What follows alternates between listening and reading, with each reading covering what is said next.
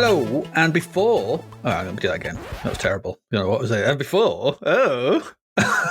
Hello! Before you get started on this episode... Before you... What happened? I don't know. I got the hello wrong, and then the before just went off rail, even more off the rails. I wanted you to carry on. I wanted to see where that was going to go. Hello, and before you get started on this episode... At the end of it, you'd have been doing a complete bizarre accent. Yeah, let's try and do that better. Let's try. Right, okay. Can't be any worse.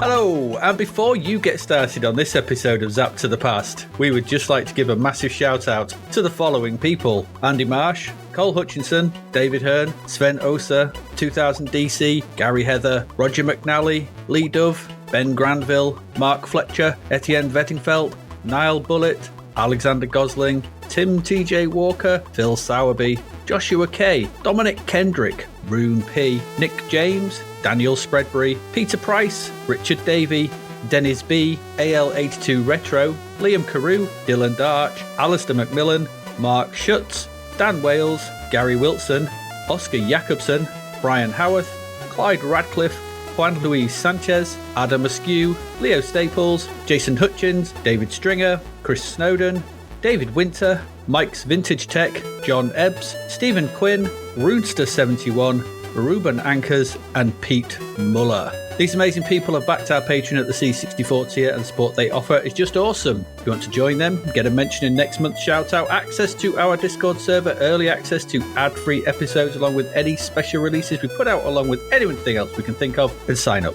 by the 18th of the month at patreon.com/zapped to the past for well less than the price of a pint of beer these days. Now, on with the show.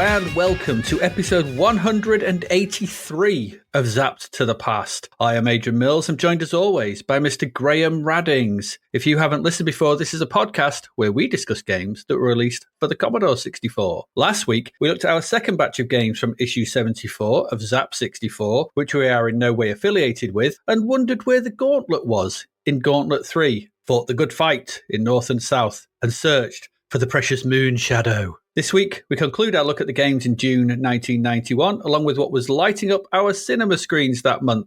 Graham, tell us with great glee of the games coming up this week.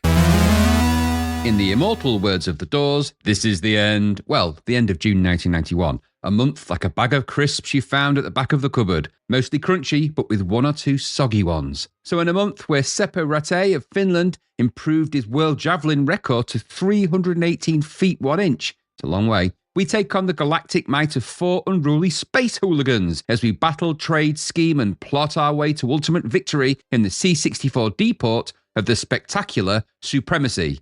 And then head to the neck-aching orthographic tennis courts of the world to smack a ball over some netting while staying inside the lines in the confusing passing shot. You know, that amazing throw from Seppo Räty of Finland was only bettered in 1996 when Jan Zeleny of the Czech Republic threw a javelin 323 feet 1 inch. And that was after new rules were introduced by the IAFF outlawing serrated tails on javelins. Who knew? That is a long way in it to throw something. I bet both of their pet dogs hate playing fetch when he throws the ball into the next country. Anyway, while we contemplate how far we could throw javelins at school, which I can tell you wasn't very far, we grab our favourite adult comic, chuckle at the latest antics from Buster Gonad and Biffa Bacon, and then read some of the top tips, all before loading it all up in 8-bit format and seeing if the game is as good as the comic, with Viz the game. After that, we grab our horns, tug on our fur, and head to the flick screen world of ghosts, rats and vampires. No, it's not Mabelthorpe. It is in fact the fun adventures of Spikey in Transylvania, before we finally pop to another spooky castle, this time in a flick-screen first-person adventure of sorts, as we manoeuvre around the challenges and walls of a castle, guided by the popular host Boobarella. Well, something similar. It's Elvira, Mistress of the Dark. A fair old bunch of games and some great ones in there too. June 1991 hasn't been all bad, really. We've had some bona fide classics, which are finger-licking good.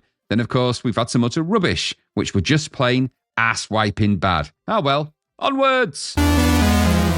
Lots of glee in that. Lots of glee. Full of glee. All the glee. I'm not going to do a musical, I don't think. I don't think I'll go that glee. No? Oh, well, no, just great glee. Because that would be ugly. I don't know about any other kind of glee. Yeah. No one wants me singing that kind of thing. Don't wait, great glee. There's a lot going on this week. We've got a busy, full-packed episode. We've got 5 games. There's the films, there's stuff, there's crap verts, there's charts, there's next month. There's all sorts going on. It's a busy old week, this one. Big un. It's going to be a big un. It is a full-on cracker, isn't it? Loads of stuff. Absolutely. Really and some big games. Really. Big games as well. A couple of big old games. Yeah, there is well. Actually. Yeah, finally, we're seeing some fruits of somebody's labour at least, and not some crap written in BASIC. So that's always a good turn, isn't it? When things like take a turn for that way. It's always a bonus when they use assembler or machine code and not write it in a Go Sub 47. Yeah, when they're not using beginners all-purpose symbolic instruction code. Yeah, that was the word beginner there being the Is that key what BASIC thing, means? Is that what it stands for? Yeah. Was that a retcon? Or was that... No, that's real. That's real. That's what it means. Yeah, no. But do you think they came up with that? It's called BASIC. It's a bit basic, isn't it? Oh, it's like no disc in the Scotch cadaver. It could be something like that. So what's this called mean, it BASIC. Bill? What's it going to be? Are we going to have some kind of other system called difficult or something? Well, no, we weren't. Well, you better make it some kind of acronym then. Yeah, or hard. Hard would be easy, wouldn't it? Not as many letters you'd need to fit in. Difficult would be quite hard to come up with letters for it. Yeah, but it's just I don't know. I'm programming in hard. I'm programming hard. Okay. I'm just backing out the room. You carry on. We're not at that point of our friendship. I'm sorry, but we're not. We can't. It's TMI. Hey, guess what? So a thing happened. Well, something was said in a video that made me go, today. And that was that if you were looking at the Andromeda galaxy, right, which is millions and millions of light years away. So you're looking at that and going, oh, look, Andromeda. And then I ran past you, right? I'm running past you and I look at the same galaxy that you're looking at. Yeah, but let's say, so you're still looking at it and I run past you and look at the same thing you're looking at. Right. Even though we're looking at the same thing in the same place, physical place. So I'm just next to you, obviously running past you, but I'm in the same place. We would see Andromeda Galaxy many days apart differently. So you would see it 3 or 4 days differently to me, even though we're exactly the same place, looking at exactly the same thing because of the relativity of time. How weird is that? It's the running bit of any import. Yeah, of course it is. Because if you're running it, it's all to do with different velocities and the way that time works at different things like that. So I would see it in a different time reference to you. Therefore, I would see it days differently. So we would never see the same thing, even though we're looking at the same thing. It's weird, isn't it? But it's fact. It's just that is massive physics. That is bloody Einstein. Yeah, he had something to do with it, didn't he? He's got a lot to answer for, that boy. I know. He named it light speed, and everyone just agreed. Could be wrong. Could be heavy speed. Hard speed. Hard speed would be better. I'm programming at hard speed. I just find it fascinating that 2 people can be looking at the same object, although their frame of reference is different. And that can have massive implications. The big implication, of course, is that it means you have no definition of now, because there's no definition of what constitutes right now, because when we look at things, we see them completely differently in different time references. Mad, isn't it? Yeah. That made me not enjoy my cup of soup this afternoon. Because your wife was looking at it going, I see that really different to you. That cup of soup was horrible. She did. I was running with my soup, which I like to do. Splashing it everywhere. She was observing it. Seeing it splash all over the kitchen. But I was thinking she's going to see this days away from when I actually did it, so I won't take the blame. But it turns out that it doesn't apply to anything other than really far away. Exactly. Where did soup come from? Only applies to things really tiny and far away, which is totally So my theory went out the window massively, and so did the soup. And you were asked to clean it up in no uncertain terms. Was. I couldn't lay the blame at the dogs, which I sometimes do for all spillages in our house. There's something to do with them. It's always the dogs, but they were in they got out. They got out for a brief moment, spilt stuff, and exactly. Been in the bins again. Yeah. Well, I presume that it's the dogs and not you. Why would you be in the bin again? No, I wasn't. What are you blaming the dogs for being in the bin? Surely that was the dogs. I was hoping we were at different time references. God damn it really doesn't work. God damn it. Just stop going in the bin. You've got a fridge. You got fresh food. Didn't think you'd know it was me because I was running past when I did it. This is honestly, Einstein, come on.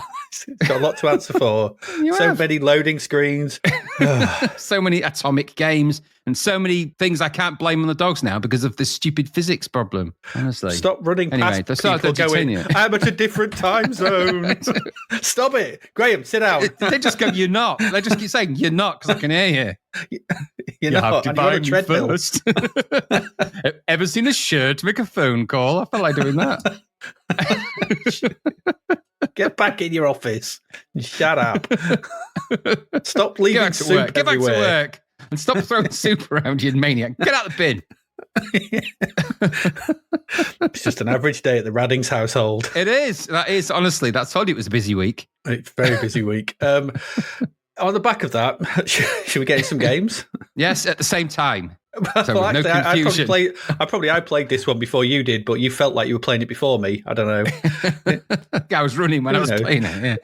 Yeah. So, absolutely. Stop running up there. Stop running and doing things. Just sit still, for God's sakes. It's a nightmare. Anyway, yes, I think we should probably do it though, and because it's quite a big in that one. Yeah, let's get to the first game then. For God's sake, let's get to it.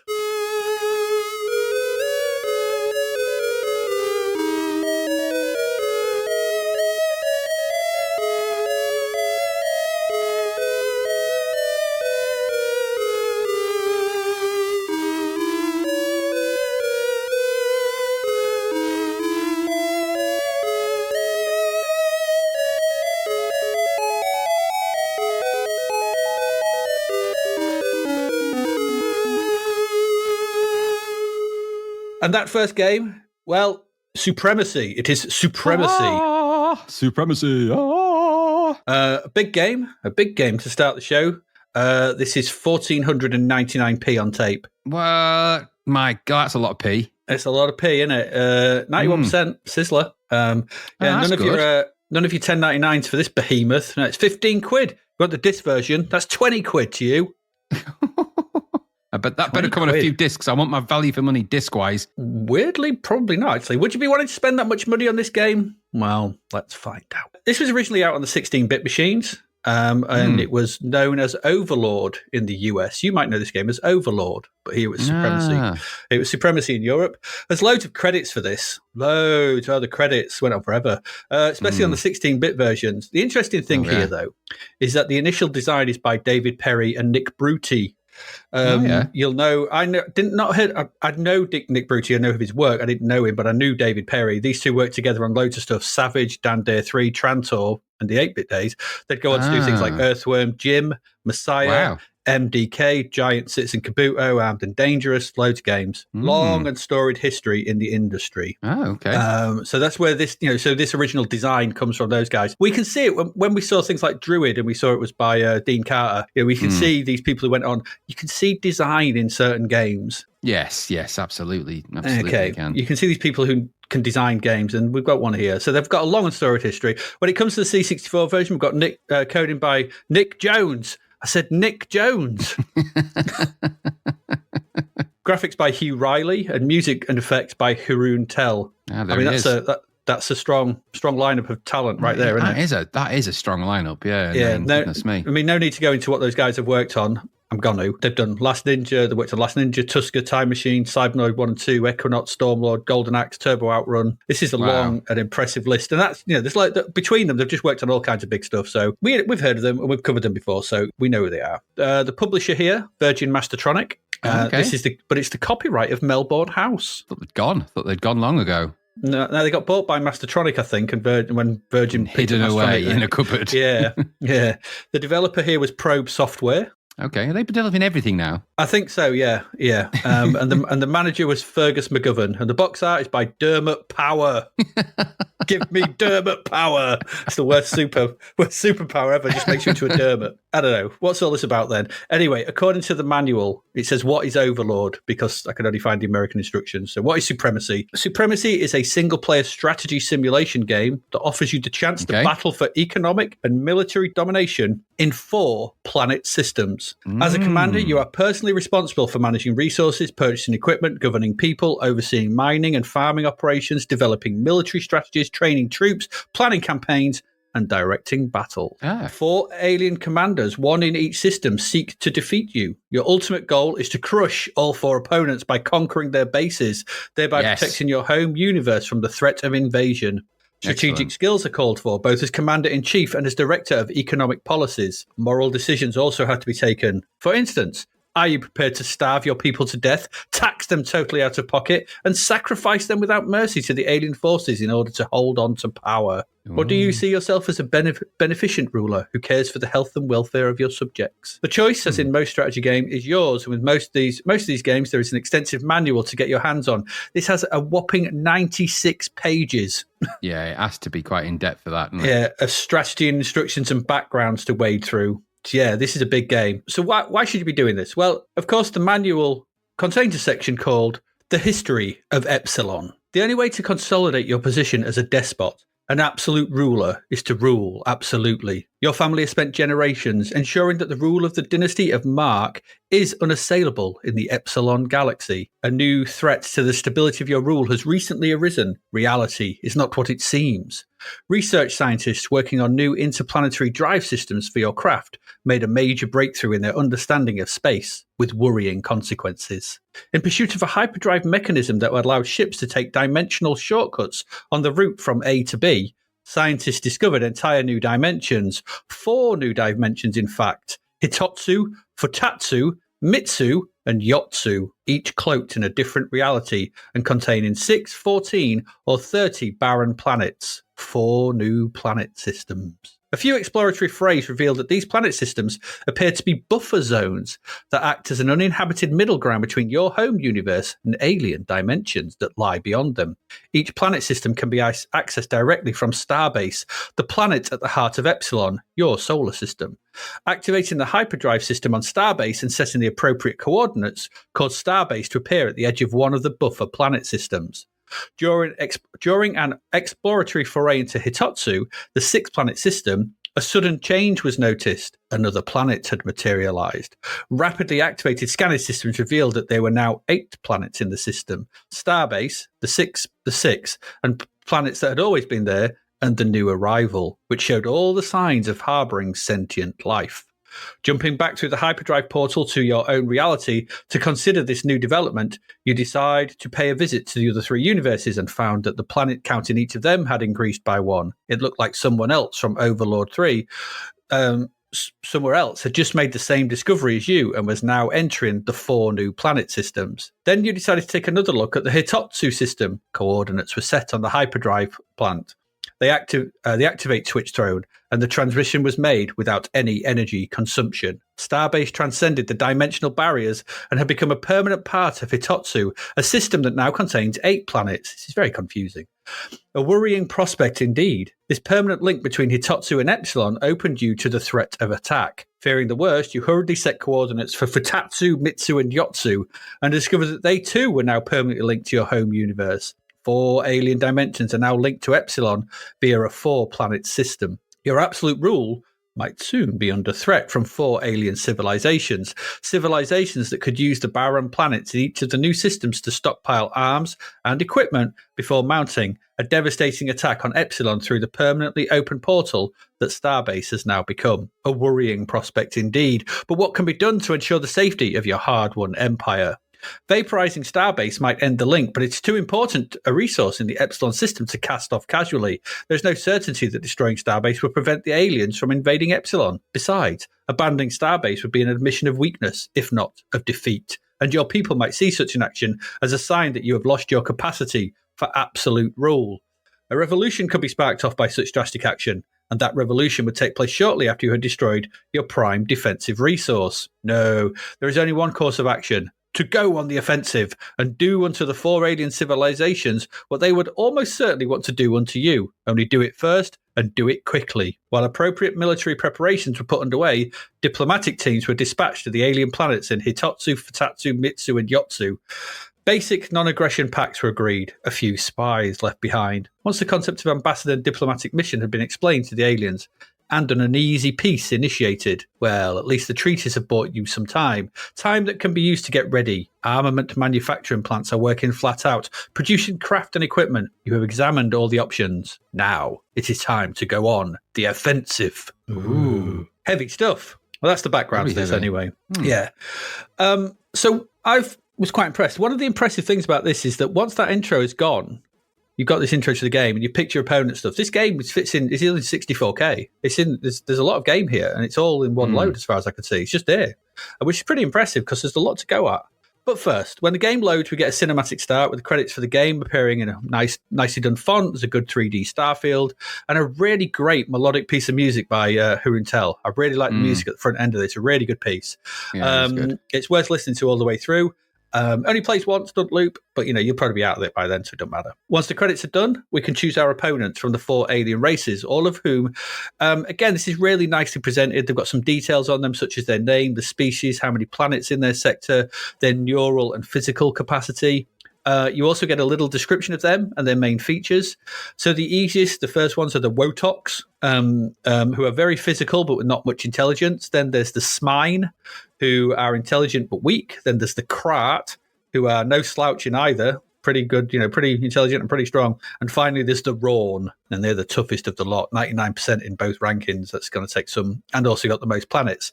So this choice also affects the number of planets, as I said, in the game. The Wotok system, as noted previously, that's the first one, Utatsu, whatever. That's got 8 planets. The Smine and the Krat 16, and the Rawn have 32 planets, including Starbase and the alien base. So you flick through the different enemies with there's a couple of buttons at the bottom. One says View Opponent. You press View Opponent, that flicks between the different ones. And like I said, it's all very nicely presented. There's a nice graphic of the enemy on the right. You get some panels, and you've got the sort of the text on the left, the sort of information on the right. There's an image of them, and you can flick through these, and it's good. It's well done. You select all these buttons with a moving hand cursor. Normally these kind of things don't work too well, but I think here it works pretty good. It's not too bad. I didn't mind the actual cursor in this game. And you just choose it. You only got 2 options. It's like flick through the enemies and select it. So once you've chosen your enemy, you select challenge and the main game loads in. Once loaded though, you're asked for a control method, so you can play with keyboard or joystick. And then there was a sort of software protection. You need to input a code, but obviously this is a cracked version, and it was fine. Once past this, the main game starts, and you're presented with your main screen. So, how does this work? It's an icon-driven game. There's very little keyboard usage beyond pressing space at any time to come back to the main screen, and if you want to name your planets and ships when you build them or take over them. So, that's it. All the rest, it's fully icon-driven. You move that cursor around, you select stuff with icons. So, how's this laid out? Occupying the top left of the screen is the galaxy map, showing the number of planets in the system. They're like little animated, so they're swaying from side to side as if they're sort of, orbiting something. Yeah. And that's quite nice. And in the top right of the section, you've got 2 arrows up and down. You press these to allow you to cycle through the planets. And as you do, there's a crosshair that's over the present planet. And this gives you, there's some information, all this information to be got here, because this crosshair changes colour depending on what planet it's over. So if the crosshair is green, it denotes a planet you control. If it's red, it's an enemy planet. If it's grey, it's a lifeless planet waiting to be terraformed. If it's a white, it's a planet that is being terraformed. And if the crosshair is flashing red or green, it's a planet that's in conflict. So, you can quickly sort of see what's going on with each one. Your starbase is at the bottom of the planets, the enemy starbase is at the top, and start with all the planets in between are grey, they're lifeless. There's also a button in the bottom left, so if you're obviously I'm just talking here about the 8-player game. When you get to 32 planets, there's more on there, and so you can press this button in the bottom left, and that takes you back to your starbase. So you can just, rather than having to go sort of up and down through loads of planets to get to it. That's quite handy. It's quite nice. So once you've done that, what else we got? As you so as you flick through the planets, the status of the planet, this is shown. There's a little graphical drawing in the top right of the screen, above which is the date, and below is the name of the planet if either you or the enemy control it. This sort of graphical drawing actually, so it shows you what type of planet it is. So it might be verdant and green, or it might be sort of harsh and volcanic, but it kind of tells you what's sort of, whether you want to put farming or whether you want to mine it for ore and things like that. So you can kind of get an instant sort of view of what that kind of planet is. To the right of this, there's a couple of icons that pause the game and turn the sound effects off or on. There's no in-game music. Bit of a shame that. But maybe there's just no room for it in memory. Remember, this all fits in 64K as far as I can tell. But maybe a nice tune or even some background hum would have added to the atmosphere a bit. But it's not a great loss. It just would have been nice, obviously, all the time. At the bottom of the screen, there's a message panel, and this is where you get messages from the enemy, also updates on stuff you are building or traveling to or terraforming. So there's what's going on, updates and things like that. Yeah. And on the right of the screen, between the message panel and the little image in the top right, there's a 5x2 grid. And these are your icons for controlling the game. Okay. And the icons are as follows. So going from top left, they go the government screen, there's the buy screen, the navigation screen, the terraforming control, the platoon management screen. Bottom left, there's the cargo bay screen, the planet surface screen, the combat control screen, the spy control, and the load save icon. All right, so these take you to various screens in order to do all the stuff that you need to do in the game. So let's go through those briefly. The government screen, if you click on that, this shows you the stats for the game, the present planet and the present data for the planet you've got selected. So it shows you the date, the status of the planet, how much credit you have, how much food, minerals, fuel, and energy you have on that planet. And that's kind of something you need to keep an eye on, because you need to keep the populace fed, and you need minerals and you need fuel and all that kind of stuff. So the more planets, we'll get to this in a bit. Then it shows the number of citizens, the growth rate, whether you're actually growing, whether this populace are actually growing or whether they're shrinking. There's your morale, so how happy they are. There's the tax rate. You can change this if you need more credits. There's your military strength. In the bottom left is the galaxy status, and this has got a load of empty rectangles. There's up to 32 here, and they fill up with red or green as the game progresses. They represent the planets in the system. Like I said, there's 32 in total to cover the biggest mission where you've got 32 planets take over. But if you only got 8, only 8 of them will be sort of in play, shall we say. There are 3 icons. These are in orbit, on surface, and in bays. And they actually show you what spaceships or rigs or anything like that you currently have in those slots. So if you've got something in orbit around the planet you're selecting, it will be in the orbit bit. If you press on the surface and you've got ships on the surface, it'll show you them. And if you've got any in the bays of Starbase or just docked there, then they'll be there. So you can find out, you can see where your ships are quickly. The buy screen allows you to buy various craft, and ships. And these are the battle cruiser. These carry your troops into battle. There's a solar satellite. You need these for transmitting energy down to the planet. There's an atmosphere processor. This is for terraforming planets. There's a cargo ship for moving people around and stuff, for goods and things like that, fuel and energy and that sort of thing. There's a mining station for setting down on planets and getting minerals and fuel. And there's a horticultural station for farming and growing crops. Kind of important for food. Yeah. You kind of need these things. The navigation screen allows you to send ships once they are fueled and crewed and in orbit to other planets and land on them. So you can, send your ships all around depending on whether you've actually terraformed and taken over other planets. The atmosphere processor button, it takes a little time. So at first you have to build the atmosphere processor. So one of the things you want to be doing at first is sort of setting up some ships to farm and mine minerals and stuff on your home base, your home planet, to get some stuff. Because once the atmosphere processor arrives, it tells you, you can then send this to the nearest planet on your main screen, and you click this icon. So this will send the ship off to terraform that planet. It takes about 40 in-game days. Days go past pretty quick. You don't have to wait too long, but that's how long it takes. And you only need one of these because they are reusable. All right, so build one and then wait. It'll say, right, you can go terraform stuff. It's ready to go. Okay, off you go. You can then once it's terraformed one, you can send it off to the next planet and so on and so forth.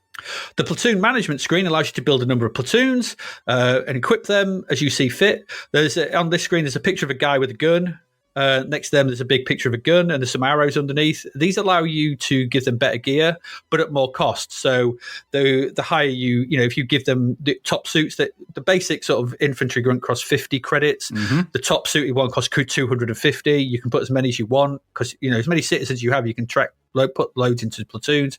You can have up to 24 platoons, but obviously all this costs money. Giving them better weaponry costs more money. Always the money. So on and so forth. So, you're taxing your civilians to get money. You're bringing in cash. From the more planets you have, you bring in more cash. You can have more troops. You've got more things, but you need more food. You start to see how this starts to, spread out. And you can add men to those from the number of citizens into your platoons. And and then in the bottom right-hand corner, there's a little sort of training icon. As soon as you get troops in, it starts running. If you leave them, they train. And the longer you leave them to train, they get up to 100% efficiency. Now, once you're in battle and you need to be sending troops out quickly, you can't leave them training so very long because you need them out fighting. So you've got that kind of like, how long do I wait? So because obviously the longer you wait to train them, the better they are. But the short, but you can't send them out. It takes longer. Yeah, okay. The cargo screen that allows you to add crew, fuel, and essential supplies to any ship that you might be sending to the planets.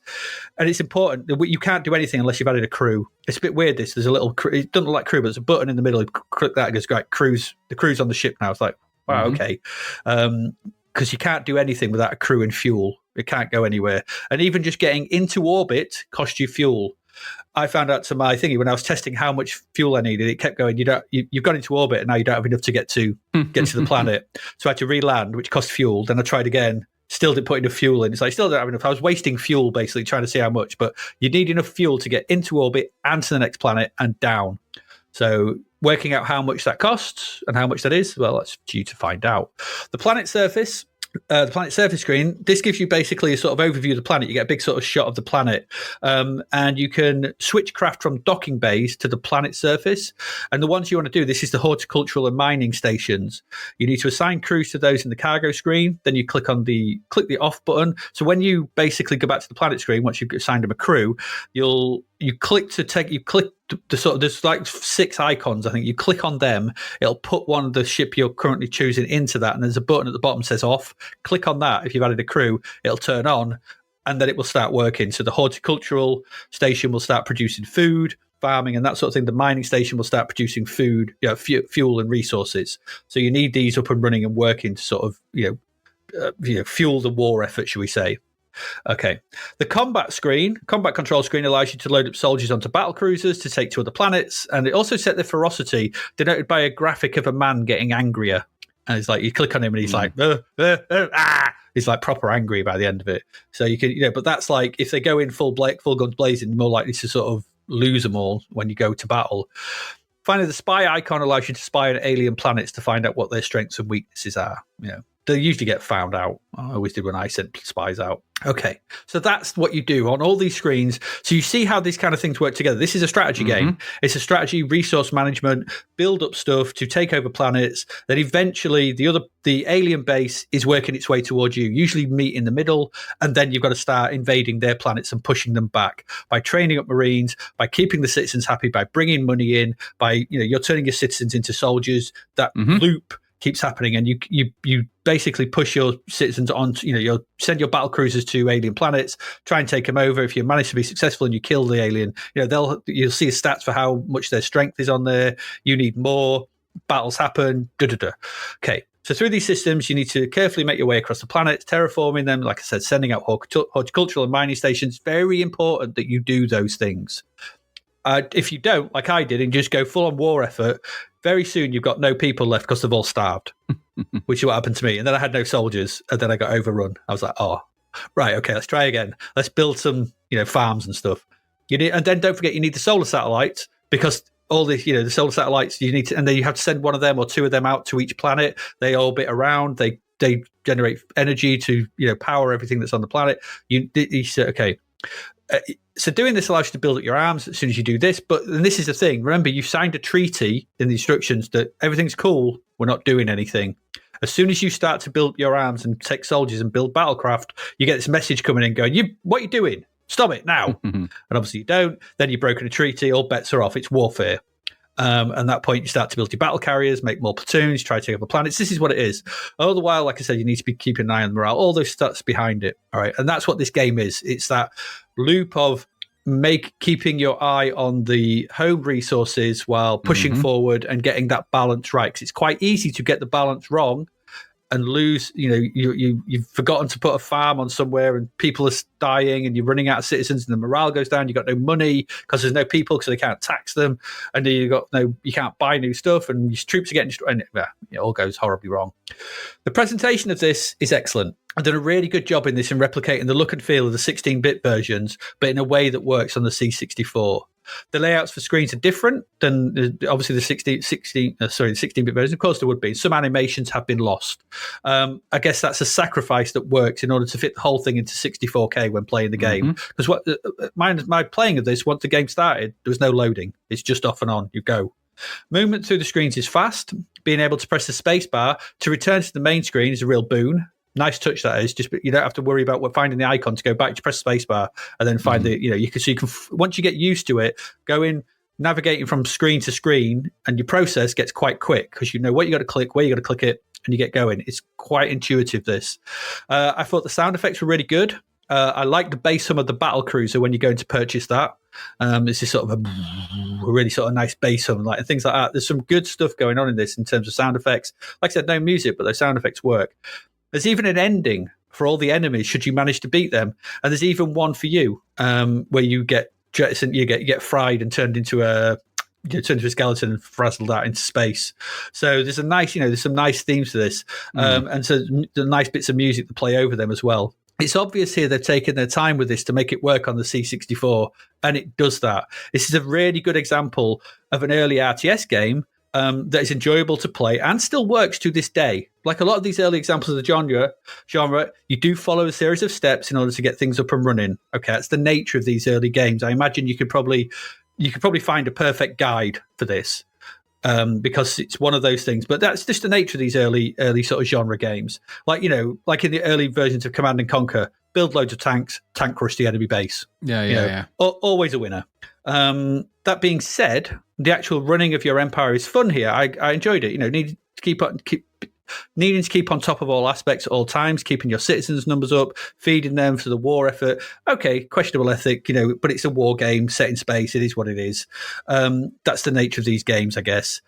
I enjoyed this quite a lot and felt this was a very playable example of the genre, very well put together on the C64. It all works.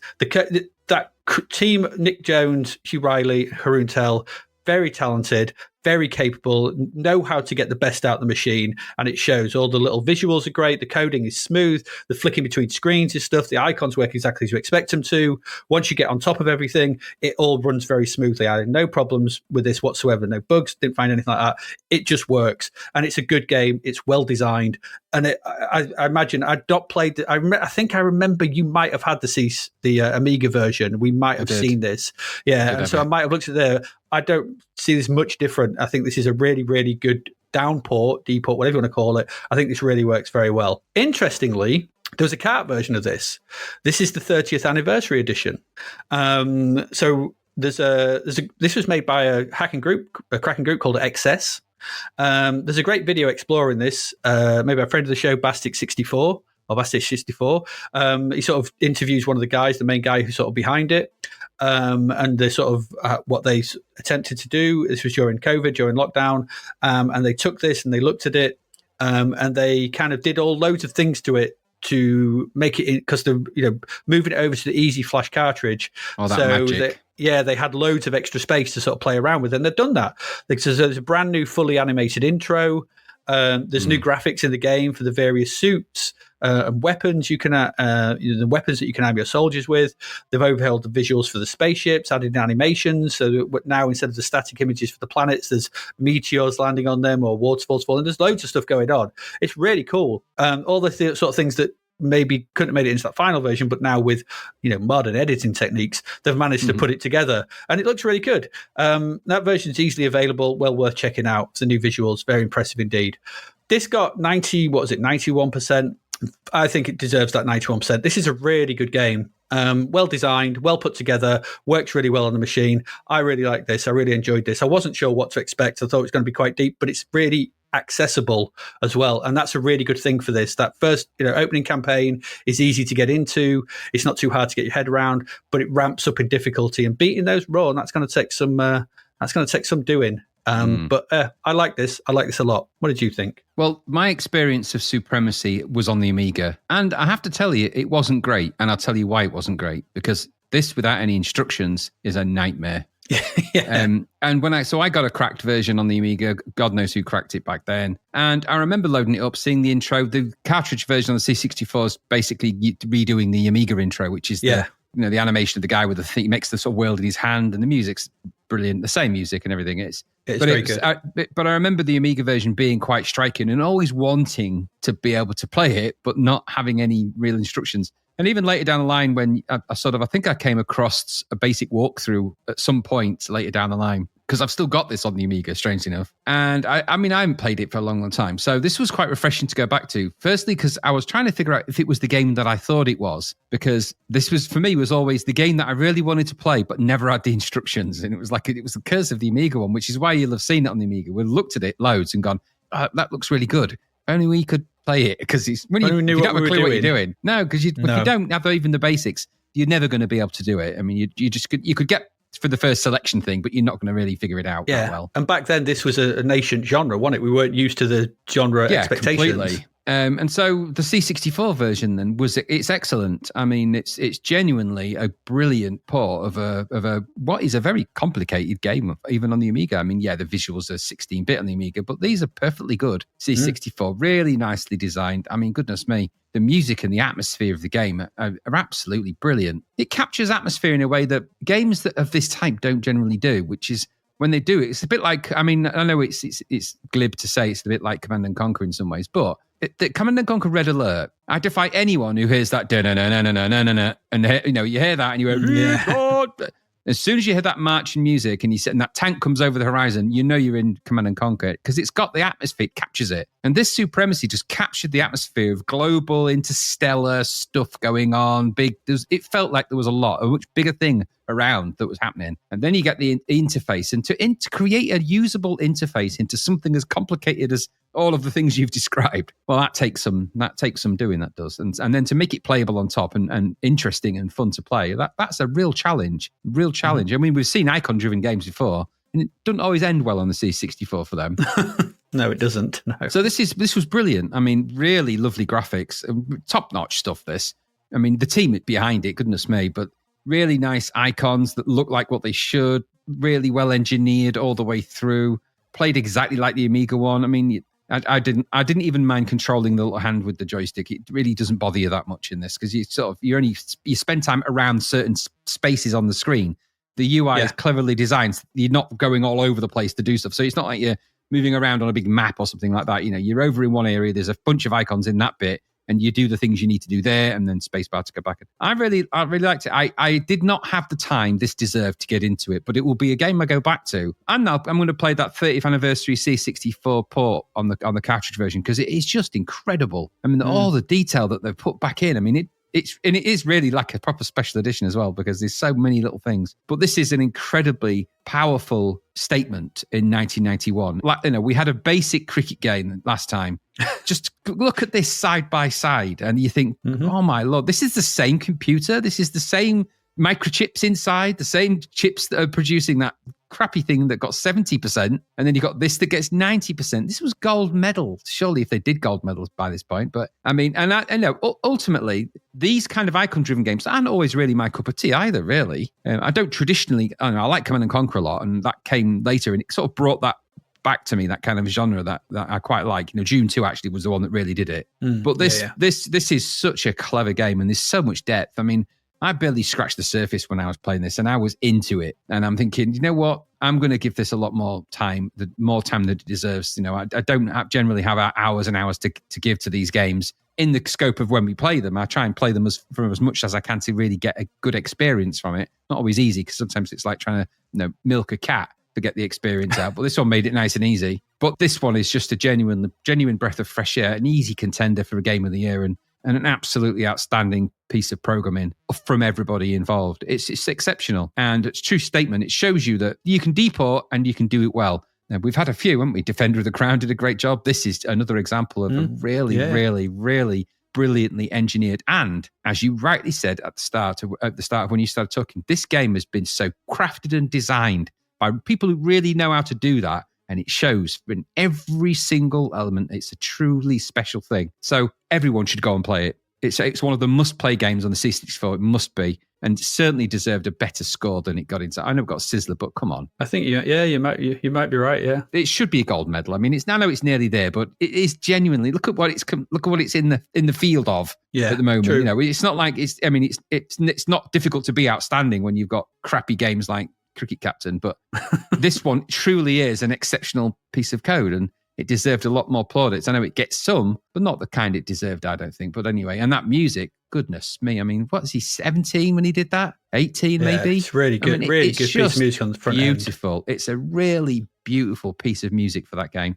Well done, everybody involved. You've kind of restored my faith a little bit in some of these kind of games, because when they do come along on the C64 like this, it just reminds you that was such a capable machine in the right hands. Yeah. What a game that is. Really, really, really enjoy it. I would recommend strongly that you seek out the 30-year anniversary edition and go and build yourself an army and try and get some Supremacy on the go, because I think you'll really like it. I did. Yeah. And we'll link to that video as well that Basis did, because I think it's got a nice interview. I can't remember the guy, the name of the hacker guy in it, something the member of XS. So apologies for that. Moonbeam of XS or something. I can't remember, but it's one of the guys in it. Video. But yeah, watch it, because it's a nice interview with him, sort of going through what they did in the process. So we'll link to that as well. Yep. But there you go. Supremacy, Overlord, whatever you want to call it. Really, really good. Really, very good. Excellent stuff. Let's move along. We've still got one game to play in this part. And Graham, it's over to you to tell us all about Passing Shot. Well, it won't take me long to tell you about this. It's anyone for tennis? Anyone? All right, sorry. Anyone for Dennis? That's better. Yeah, we've got a few Dennises in. Passing Shot it's an arcade conversion, a Sega arcade, in fact. How weird is that? Yeah, very odd. A 1988 Sega arcade it was as well, made on the System 16 engine, I believe. And according to a little bit of blurb I've got, it says a passing shot. Oh, actually, before I do that, what is a passing shot? I suppose we should. So this was $2.99. It's a budget game. $2.99. Got 64% in Zapped. It's published by ImageWorks, and it's copyright Sega, obviously. The conversion, steady yourself, steel yourself, Adrian. Tiki Software. Oh no. Yeah, they did Chase HQ and Chubby Gristle, a game that I know you really liked. I do. I love it. Now, the title screen was by Mark Harrop and the musician Matt Furness. Not on a good day, though, for Matt, I don't think. So, like I said, what is a passing shot? What am I even saying? What does it mean? A passing shot is a forceful shot, like the sort that travels from one side out of the reach of one's opponents. So in tennis, the shot is generally a ground stroke and is used when one's opponent is running to the net, or if they are at the net already. The alternative to a passing shot is a lob. So now you know what a passing shot is. So it's a shot that goes past the player. The aim of the passing shot in tennis is to prevent the opponent from returning the ball once he or she is at the net. So then they run to the net, you hit the ball, it goes behind them, passing shot. There you go. Woo, okay. I guess. But so that's what it all means. That's the link to tennis. I think a passing shot applies to other things as well. Yeah, passing shot is just where you hit it down the line, it goes past the player. It does. And if you are running and doing a passing shot and they're stood still, they see time differently. They see the passing shot just a couple of seconds before you do. Exactly. Hence the reason why you always win. No, so all joking aside, this was 1988 arcade. It also came out on the Amiga, the Atari ST, the Commodore 64, the ZX Spectrum, the MSX, the mysterious MSX, and the Amstrad CPC, of course.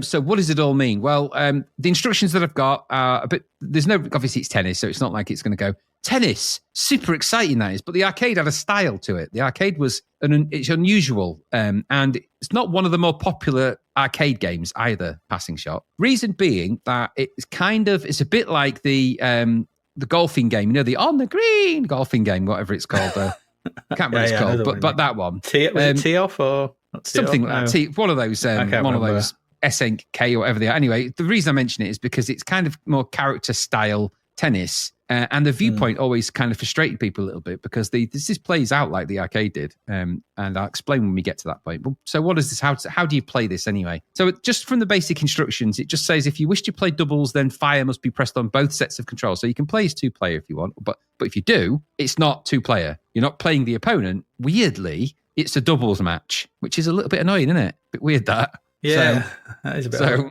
bit strange. And that's a throwback to the arcade, I think, as well. But okay, but that's how it works. And you get this kind of, when you start the game, you get this kind of basic selector screen. So you've got a map at the top of the screen. Well, it's 4 maps. You've got France, USA, Australia, and England. And those are the 4 matches that you can play, and I'm guessing they work out to be the difficulty level as well. I think because you can choose. Sure. It's the open, isn't it? So there's the French Open, Australian Open, Wimbledon, and US Open. So those are the tennis tournaments that you can play essentially. But those are the only games you can play. That's it. And so there's no there's leagues or anything like that. You go and click on Australia, and you're just playing in the Australian Open until you die trying. Or till you lose, essentially. So it says, passing shot lets you play the deciding set in a 3-set match. If you play doubles, then the 2 players are on the same side against computer-controlled doubles pairs, the impossible game. The tram lines are included in bounds, blah, blah, blah, blah, blah. So the idea is that you're going to play tennis, okay? The view of the court is in this game is presented from a spectator level for service. So it's from behind you during the service, like almost what I would call a standard tennis game view. Very virtual tennis. Then it switches to top-down perspective for the rallies, and this allows, according to the instructions, the best view and control over the action. Doesn't though, does it? It has problems. No, it doesn't. Real problems.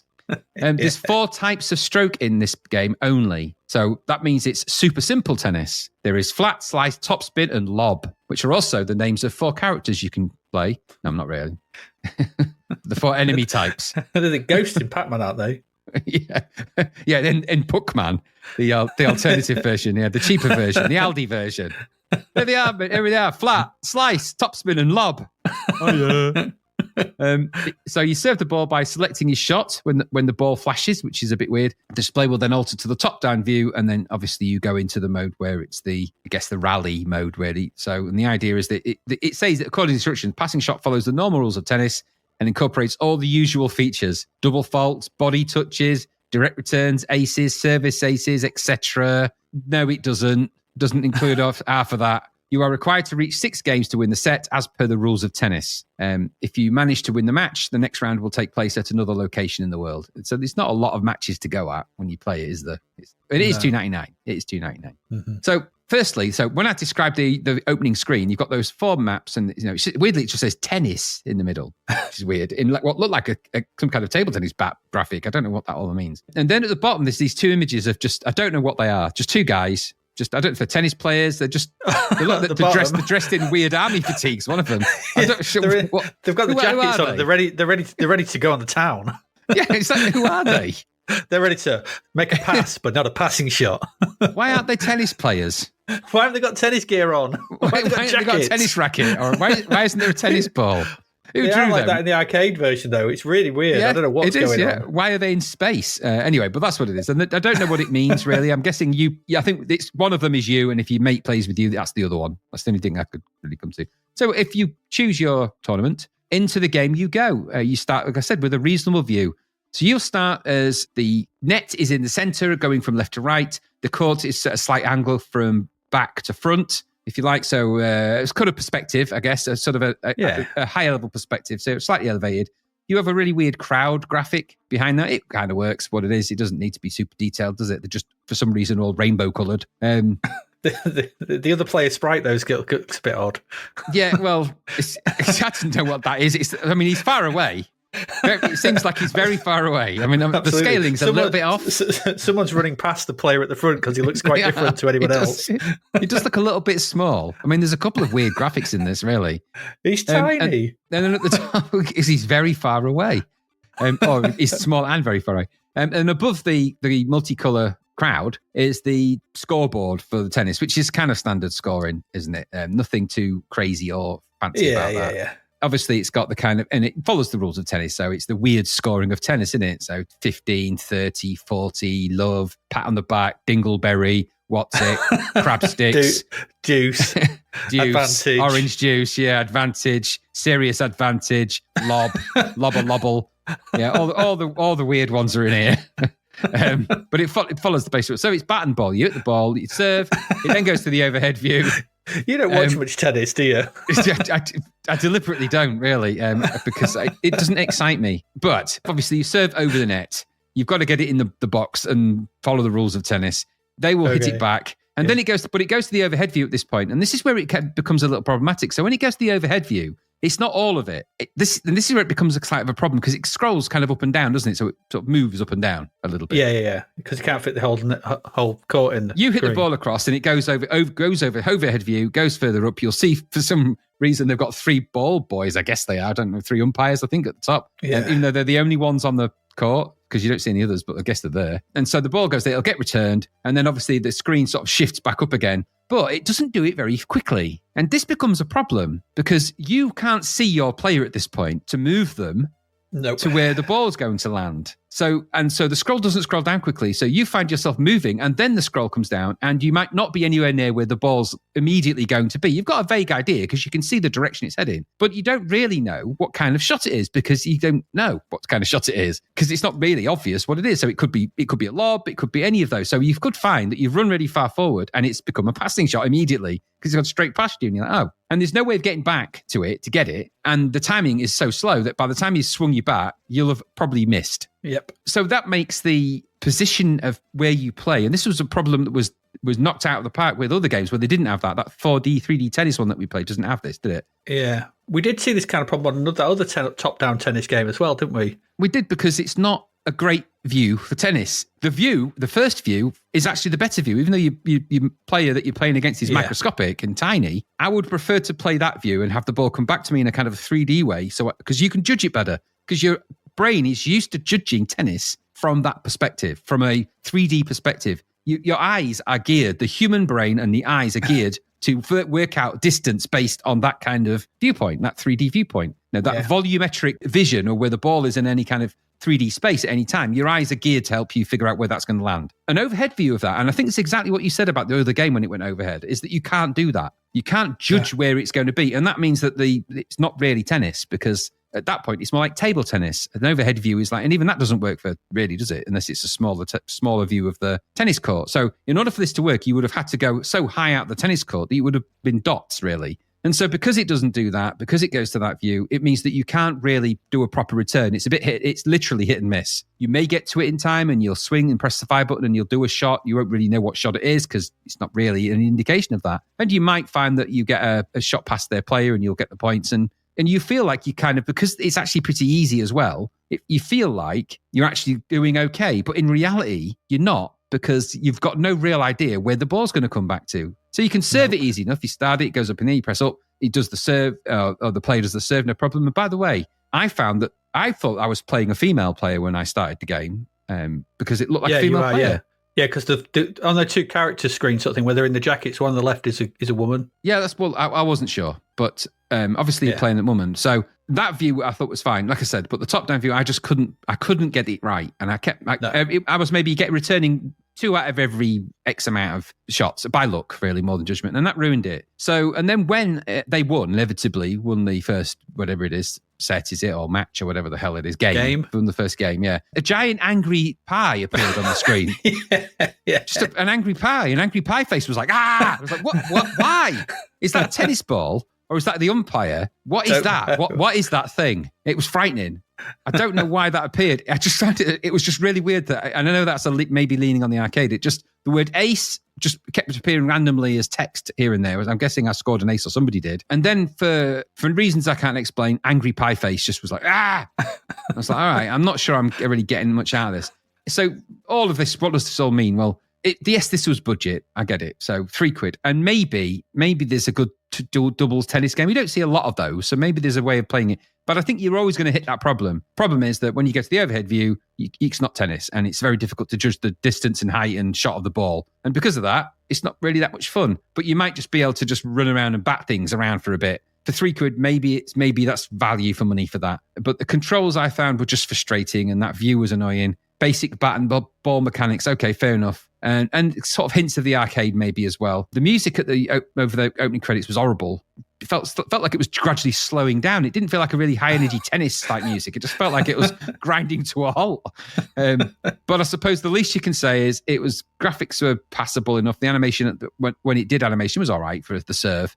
But I suppose the saving grace here is that it wasn't full price. So at least it was budget. And that maybe you'll get through a few games with that notion. No, it's a cheap budget tennis game. I can play a little bit of tennis. I know there's no longevity in it. I'm not invested in it, but I haven't invested. At least I haven't lost a lot of money. And I imagine all of those really good tennis games that we've played are going to be out on budget any time now if they're not already. So you'd probably just go and buy one of them, one of the better ones. So I thought this was less than adequate for a tennis game. Certainly not very good and has major problems. But if you paid £3, maybe your expectations aren't going to be that high. And so maybe you could just bat a ball around for a bit and go, and then go, why is there an angry pie face? And then after that, you'd be like, oh, well, I'm never playing that again. But at least I only lost £3. What about you? Yeah, the weird thing about this is this was actually released for full price in 1989. Oh, God. So this is the encore re-release, but I don't think anybody got review code.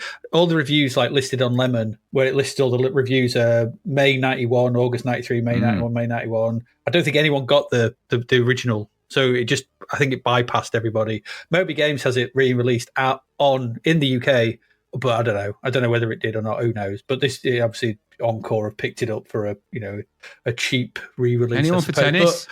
But no, it's just a bit dull, isn't it? It's a bit dull, this. £3 worth of tennis. Yeah, despite the gurning sun. I thought it was a gurning sun. It was weird. It reminded me of that. There's the opening shot of the Wicker Man has something like that. And when I saw it, I'm like, oh my God. It kind of freaked me out a bit. I was like, no.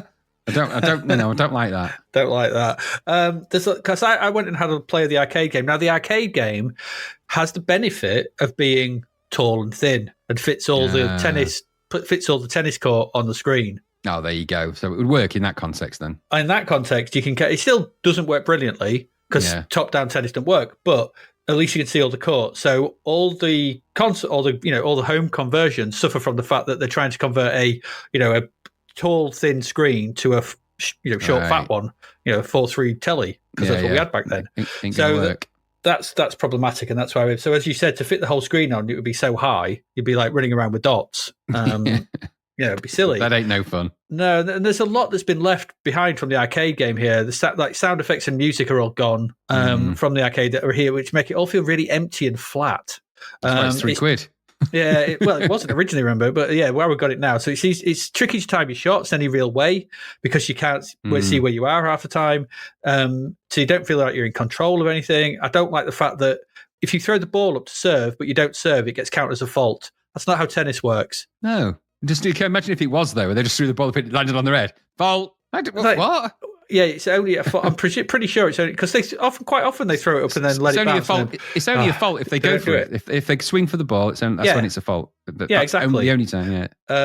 But again, that fault's in the arcade game. I did get the body shot where I hit it at the opponent. It hit the body. Went body shot. I was like, no, okay. You're not allowed to do that. I know. Well, I got the point, so it doesn't matter. Like I said, the visuals, they're okay at times. From the behind shots, some nice animation on the serve and stuff. And at times the top-down view does kind of work. But like you've rightly said, we've said before, and this is the fault of the arcade, does overhead tennis work? I mean, clearly now, in tests, we proved that it doesn't. No. That's why no one does it. This is one game where you need the behind or the side from the side view. You need some 3D depth. Yeah, you do, because that's how you judge depth. Yeah, it is. You need that. You need to be able to see Andromeda differently to everyone else. If Andromeda was right flat. So when I'm driving my car, I don't look at the floor. Generally speaking, I look at a map, look at the 2D map as I'm driving. It's perfectly good. I know exactly where I'm going. Or I don't close one eye. Yeah, well, don't do that. No, don't do that. And I wish that when you get that behind view, I was like, wow, this is an arcade game from Sega, tennis game. When it started, I was like, my God, they've made Virtua Tennis 10 years before they made Virtua Tennis. Yeah. And then it went to top down. And then they haven't made Virtua Tennis. It was Virtua Dennis.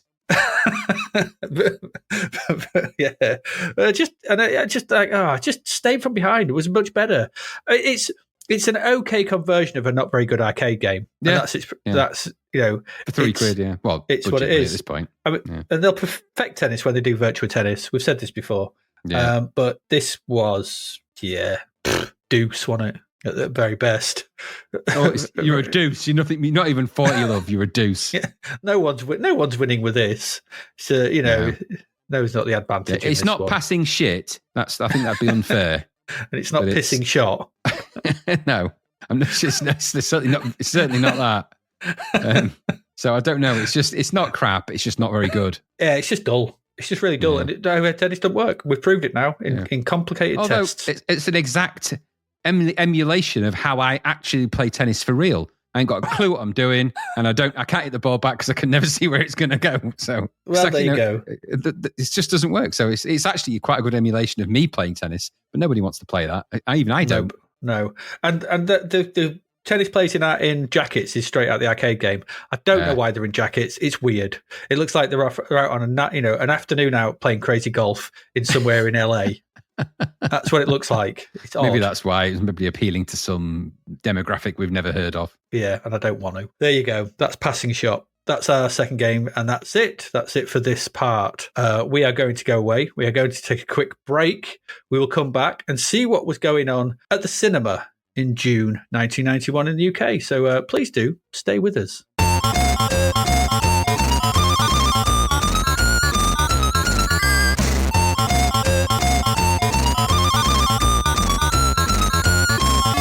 And let's go. Let's go to the cinema and see what was playing. 7th of June, Graham. First up is The Hairdresser's Husband. Ooh. I know. Okay. Antoine has always been fascinated by a hairdresser's delicate touch, the beguiling perfume, and the enticing figure of a woman with an opulent bosom. After all, he always knew he would marry a bosom, completing his idealized love fantasy. Right. Sounds like saucy French stuff to me. Sounds exactly like that. It's not my cup of tea at all. No.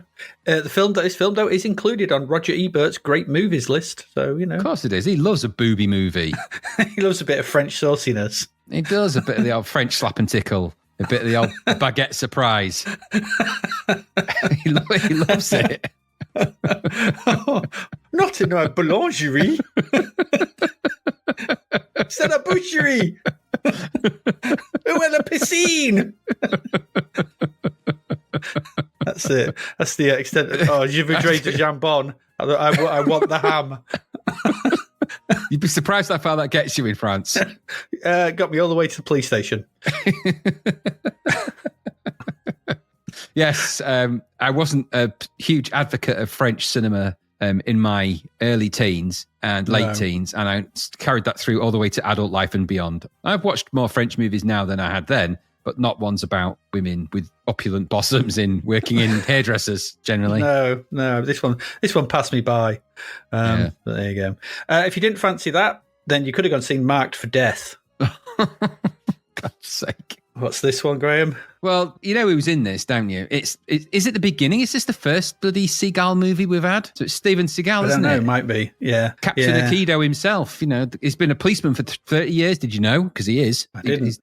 He's a complete nut job. Yeah, this is just another one, isn't it? Yeah, and I say that with all irony and sense of irony.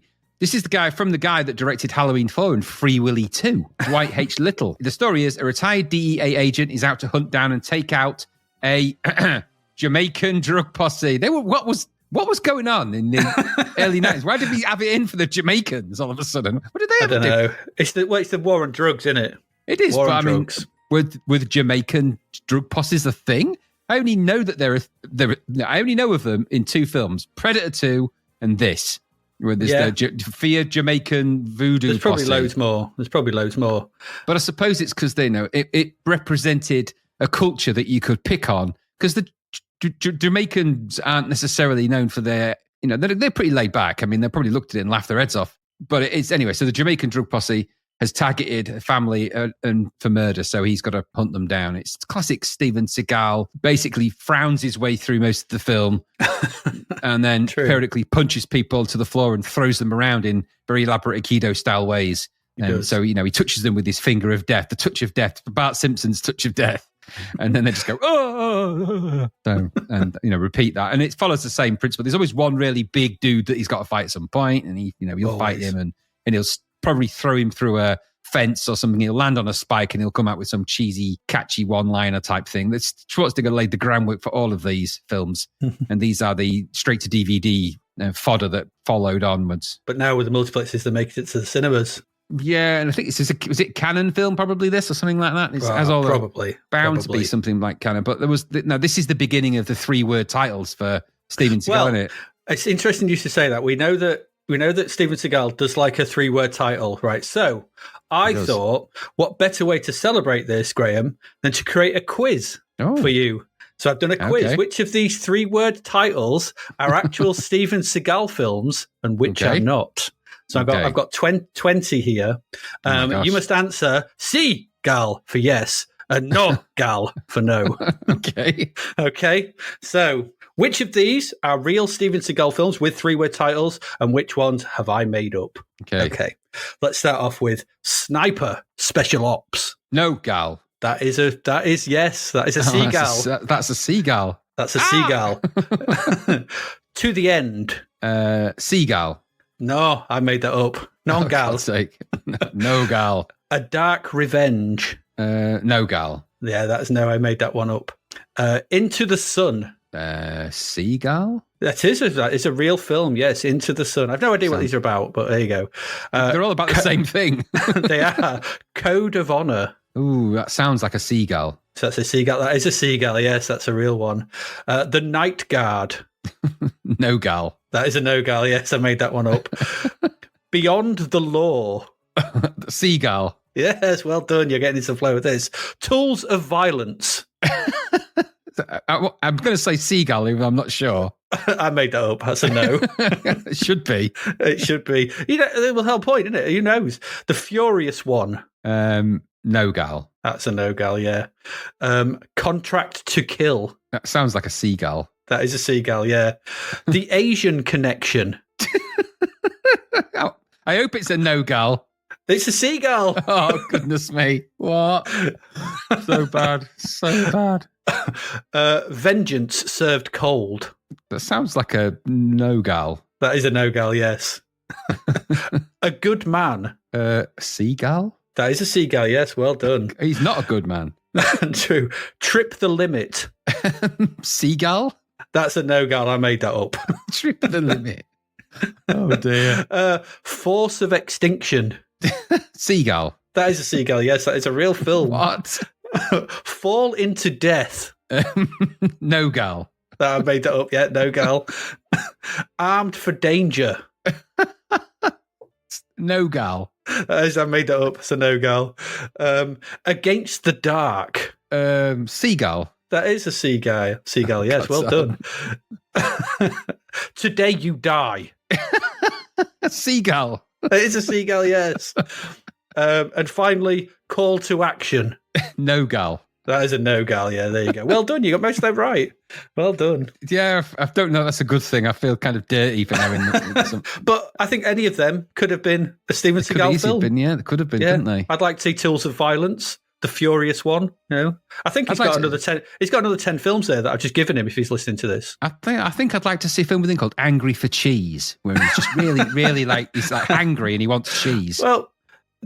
I've got the rest of there were another load more. These are real Steven Seagal 3-word films. The Perfect Weapon, a Dangerous Man, Driven to Kill, The Onion Movie, Flight of Fury.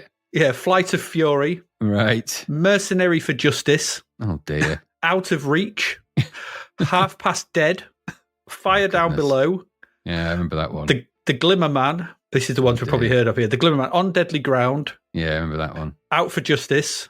Yeah, I remember that. Marked for Death, which we just got here. But there were two before that. There was Hard to Kill. Hard to Kill. Hard to Kill. And we knew it as Nico, but the actual title for that was Above the Law. Above the Law. Yeah, because when they did the trailers for these were during the time of the spoken word trailer, weren't they? Yeah. Because it's so this is where you get Steven Seagal is marked for death, and Steven Seagal is hard to kill. Kill. Yeah. Steven Seagal is out for justice. Whichever way you meet him, you'll find him hard to kill. Yeah, that kind of crap. Steven Seagal is on deadly ground. Steven Seagal is angry for cheese. He is I want my cheese. Steven Seagal is half past dead. Half Past Dead. That's a real film. Oh, don't doubt it. No, he's not known for his exceptional canon, is he? But there you go. Yeah, there you go. That'll be a bit of fun. Anyway, 14th of June. You could have gone and seen A Kiss Before Dying. I never saw this at the time. No, I've seen the trailer. It's Matt Dillon film, isn't it? It's based on Ira Levin's novel, which is Jonathan Corliss murders his girlfriend Dorothy and then moves on to her twin sister Ellen, who grows suspicious of her new lover as he charms his way into their family and impresses their father, Thor Carlson. Good old Thor. Yeah, I don't know. I've never seen it. I have seen State of Grace, though, which you could have also gone to see. Yeah, I remember that. It was good. Gary likes that, doesn't he? Our Brown Sauce favourite. Yeah, Brown Sauce loves this. And there's a reason. It's an undercover officer rejoins the Irish mob pals in Hell's Kitchen. I believe, if I remember rightly, it's Ed Harris, Sean Penn, Sean Penn. Yeah. Exactly right. But this was interestingly directed by Phil Genoux, who also did 3 O'Clock High. He did. So, good film, yeah. I think I remember watching this with Gary when he first got it on video, and he was well into it. Yeah, there was a particular character that I seem to remember. He used to make us laugh. There's this Irish guy in it, and obviously, which doesn't narrow it down because it's a film about Irish mobsters in Hell's Kitchen in New York. But there's one particular character in it, this one Irish sort of mobster that used to have us in stitches. I can't remember why, but he used to come up with this phrase all the time, and he just had us in stitches whenever we watched it. But it is a good film, so it's worth checking out. It is a good film, yeah. If you didn't fancy those two, there was My Father's Glory. No. Yeah, I'm sure it's lovely, this. At the end of the 19th century, little Marcel lives with his parents in the Provence countryside. During his holiday, Marcel meets Lily, a local boy who knows all the secrets of the hills, and the two become fast friends. Sounds lovely. The adult version of that was called My Father's Glory Hole. That just ruined it. Yeah, ruined it. Good. You just had to, didn't you? Yes. Yeah, you did. 21st of June. Not Without My Daughter. I remember that. I remember thinking it was an unusual casting in that. Yeah, Sally Field, Alfred Molina, an American woman trapped in Islamic Iran by a brutal husband must find a way for her and her daughter to escape. It's based on a true story. Wow. Supposedly. I don't think I've ever seen it. No, I remember seeing the video box. That's why I remember thinking, Sally Fields and that. Isn't she the woman out of, what do you call it? The one with the hair? What's that? She's Starsky Hutch, Smokey the Bandit. Smokey the Bandit, yeah. I remembered her for Mrs. Doubtfire. That's what I was thinking of. She's in that, Mrs. Doubtfire, yeah. She's in loads of things. If you didn't fancy that, you could have seen Class Action. I bet you liked this, didn't you? I'm not sure if I've seen it. I probably have, but I'm not sure. An attorney representing a traumatized accident victim finds his opponent is a very familiar defense attorney, his own daughter. Obviously, the stars the late, great Gene Hackman. Sadly passed away recently. And Mary Elizabeth Mastrantonio, I guess, is his daughter. I've watched so many of these early 90s, late 80s sort of courtroom dramas that they all blur into one. I can't remember. You must have seen that one. I probably have. I'm not sure. I couldn't tell you if I have or not. I looked at the video trailer and I was like, I'm not sure if I have. So I got a bit excited thinking, it's one I hadn't seen. And so I'm going to track that down and have a watch. And I realised I've seen it. If you didn't fancy those two, there was Whore. There was. Yeah. Ken Russell film. Yes. I don't think I've ever seen it. I remember watching it. Have you seen it? Yeah, I watched it. Basically, it was very much a piece to camera kind of prostitute sort of not day in the life, but it was, I forget the name of the actress who's in it, but she's Deborah Winger. I can't remember. She's quite famous. She's quite good in it. Teresa Russell, that's it. So is that his daughter? I guess, which is a bit weird. I don't know. Considering what goes on in that film. But anyway, it's a portrait of prostitution and she talks to the camera in that kind of breaks the fourth wall kind of way and all that kind of thing. But it's a brave portrayal under the watchfly of a dirty, pervy bastard director, in it, because Ken Russell's a bit pervy. He is. So it's a little bit, I guess it's along the lines of the Leaving Las Vegas notion, but not in the same sort of scope of that. It's just what I remember of it was just it felt a bit down and dirty and a bit grubby. But you could say that about any Ken Russell film, really. I mean, this is Mr. Lear of the White Worm himself. Exactly. Yeah, I don't remember it, but yes, she's not Ken Russell's daughter. No, good. Her parents were Carol Platt and Jerry Russell Pope. But either way, it's she's very good in it, from what I remember of it, and quite brave in the and obviously the tone of the conversation and things that are happening in it. And I imagine it's quite a powerful film in its own way. But I think with Ken Russell attached to it, you just know it's heading down Purvington Avenue for a bit. Purvington Avenue. I've been there, I think. I didn't enjoy it. Oh, you've been there. I didn't enjoy it. I made my excuses quite quickly and left. I was frightened. They were oddly excited. Absolutely. I couldn't see it catching on. If you didn't fancy horror, you could have gone and seen Where Angels Fear to Tread. Yeah, count me out. Yeah, E.M. Forster novel, period piece. It's not for me. No. That's not for us. No. Then there was Riff Raff. Never seen it. Ken Loach film. No, it's not one of his I've seen. I just find them utterly depressing. They are very bleak, very bleak. And I just harsh can't get conditions. On. Yeah. The Pope, it says Pope must diet here. It's the Pope must die. I wondered if it was the Pope must die or the Pope must diet. It's the Pope must die. It says the Pope must diet on IMDb as well. I know, that's wrong. It's the Pope must die, isn't it? Well, if you look at IMDb, it says Pope must die. It's obviously the link is broken or something like that. But it's the Pope must die. Yeah. It's weird because it says the Pope must diet on the poster. Maybe it was a joke. Maybe it was a bit of a joke for the poster or something. But. Maybe. This was Robbie Coltrane one. A less than qualified and far from perfect priest is mistakenly named a new Pope as the pontiff who must deal with Vatican corruption, the mob, and the reappearance of a former lover. I think I've seen this. I remember it being not very funny or very enjoyable. Yeah, it or wasn't. Very good. It's in King Ralph territory. It's just not very good. Yeah, these kind of Nuns on the Run. Yeah, it's basically that actually, because that's Robbie Coltrane as well, isn't it? So yeah, not very good either. If you didn't fancy any of those, you could have gone seen King of New York. The King of New York, man. The King of New York. That's a great film. That I think I've only ever seen it once back when it came out. I've not seen it since. It's Abel Ferrara film, isn't it? It is. I've watched it a few times.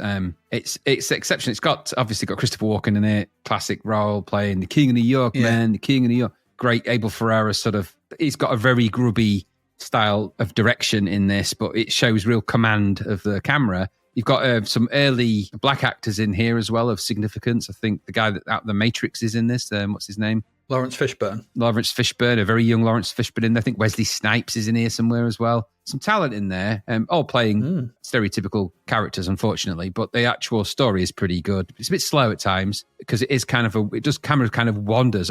Abel Ferrara has a style of filmmaking where the camera follows one person around a lot and just wanders around with them. And he does that in Bad Lieutenant. He does it in quite a few of his films, and there's a lot of that in this. So you're just following Christopher Walken around and the camera's just kind of over his shoulder, and it's like a weird third person Christopher Walken emulator, which sounds great, and parts of it are, but some parts of it aren't as much. And this one at least has a far more coherent story and no full frontal Harvey Keitel going, which, you have to be ready for that. But it is pretty good. And it's got a great soundtrack by Schoolie D, of course, who is the longtime collaborator with Abel Ferrara. So most of Abel Ferrara's movies have a Schoolie D soundtrack on there.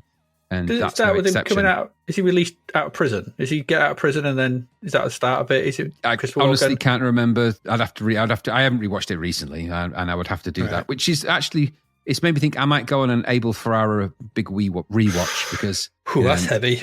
It is. I mean, yeah, but there's some real great ones in there. Body Snatchers that he did is a massively underrated film. It's all right. I watched that recently, actually. It's okay. I quite like it. It's got some really good moments in it. It's just okay. It reminds me of, it's a lot like, there's another director who's like that, where the films they make generally have really good sort of moments. The guy that did Demon Seed, for example. Oh, I don't know who made that. I can't remember his name, but it's just all slipped out of my brain. But the guy that directed that film is famous for, when he directed his films, they don't always very coherent. They don't gel so well. Nicholas Roeg? But it might be Nicholas Roeg, or I can't remember who it was. But the point I'm making is that he has the same kind of way of making films, that they tend to be component parts that kind of work together with people being followed around a lot with corridors. Demon Seed was directed by Donald Cammell. Yeah, that's that. So he makes disjointed films, but some of the joints are quite good. Right, okay. And by joints, I mean the things that hold them together, not people smoking loco weed and going cuckoo. Oh, he did Performance. Exactly. Okay, right, fair enough. But do watch, it's good. Yeah, King of New York. Captain of the Desert was the last film on that day. This is a French woman is taken hostage by an African tribe for months. Can she escape? Can she? I don't know. Does she? I don't know. I've never seen it. I've never heard of it. So maybe she does, maybe she doesn't. Don't know. Okay. Finally, 28th of June, there was Naked Gun 2.5, The Smell of Fear. It has moments, doesn't it? It's funny in places. It's funny in places. It's not. It has a couple of good bits in it, but it's. I think for me, it's the familiarity had started to set in by this point. The you knew the gags, you knew where they were coming. We'd had Police Squad, Naked Gun, Airplane 1 and 2, Top Secret, a great run of great comedy, and this is where I think the cracks. I think is this the first one that it wasn't the same team. Was it someone different? I think working on it. It wasn't the Zuckers and Abraham, or I can't remember, but it's not a patch on the first one for me. If you didn't fancy that, there was Defending Your Life. This sounds quite interesting, actually. In an afterlife way station resembling a major city, the lives of the recently deceased are examined in a court-like setting.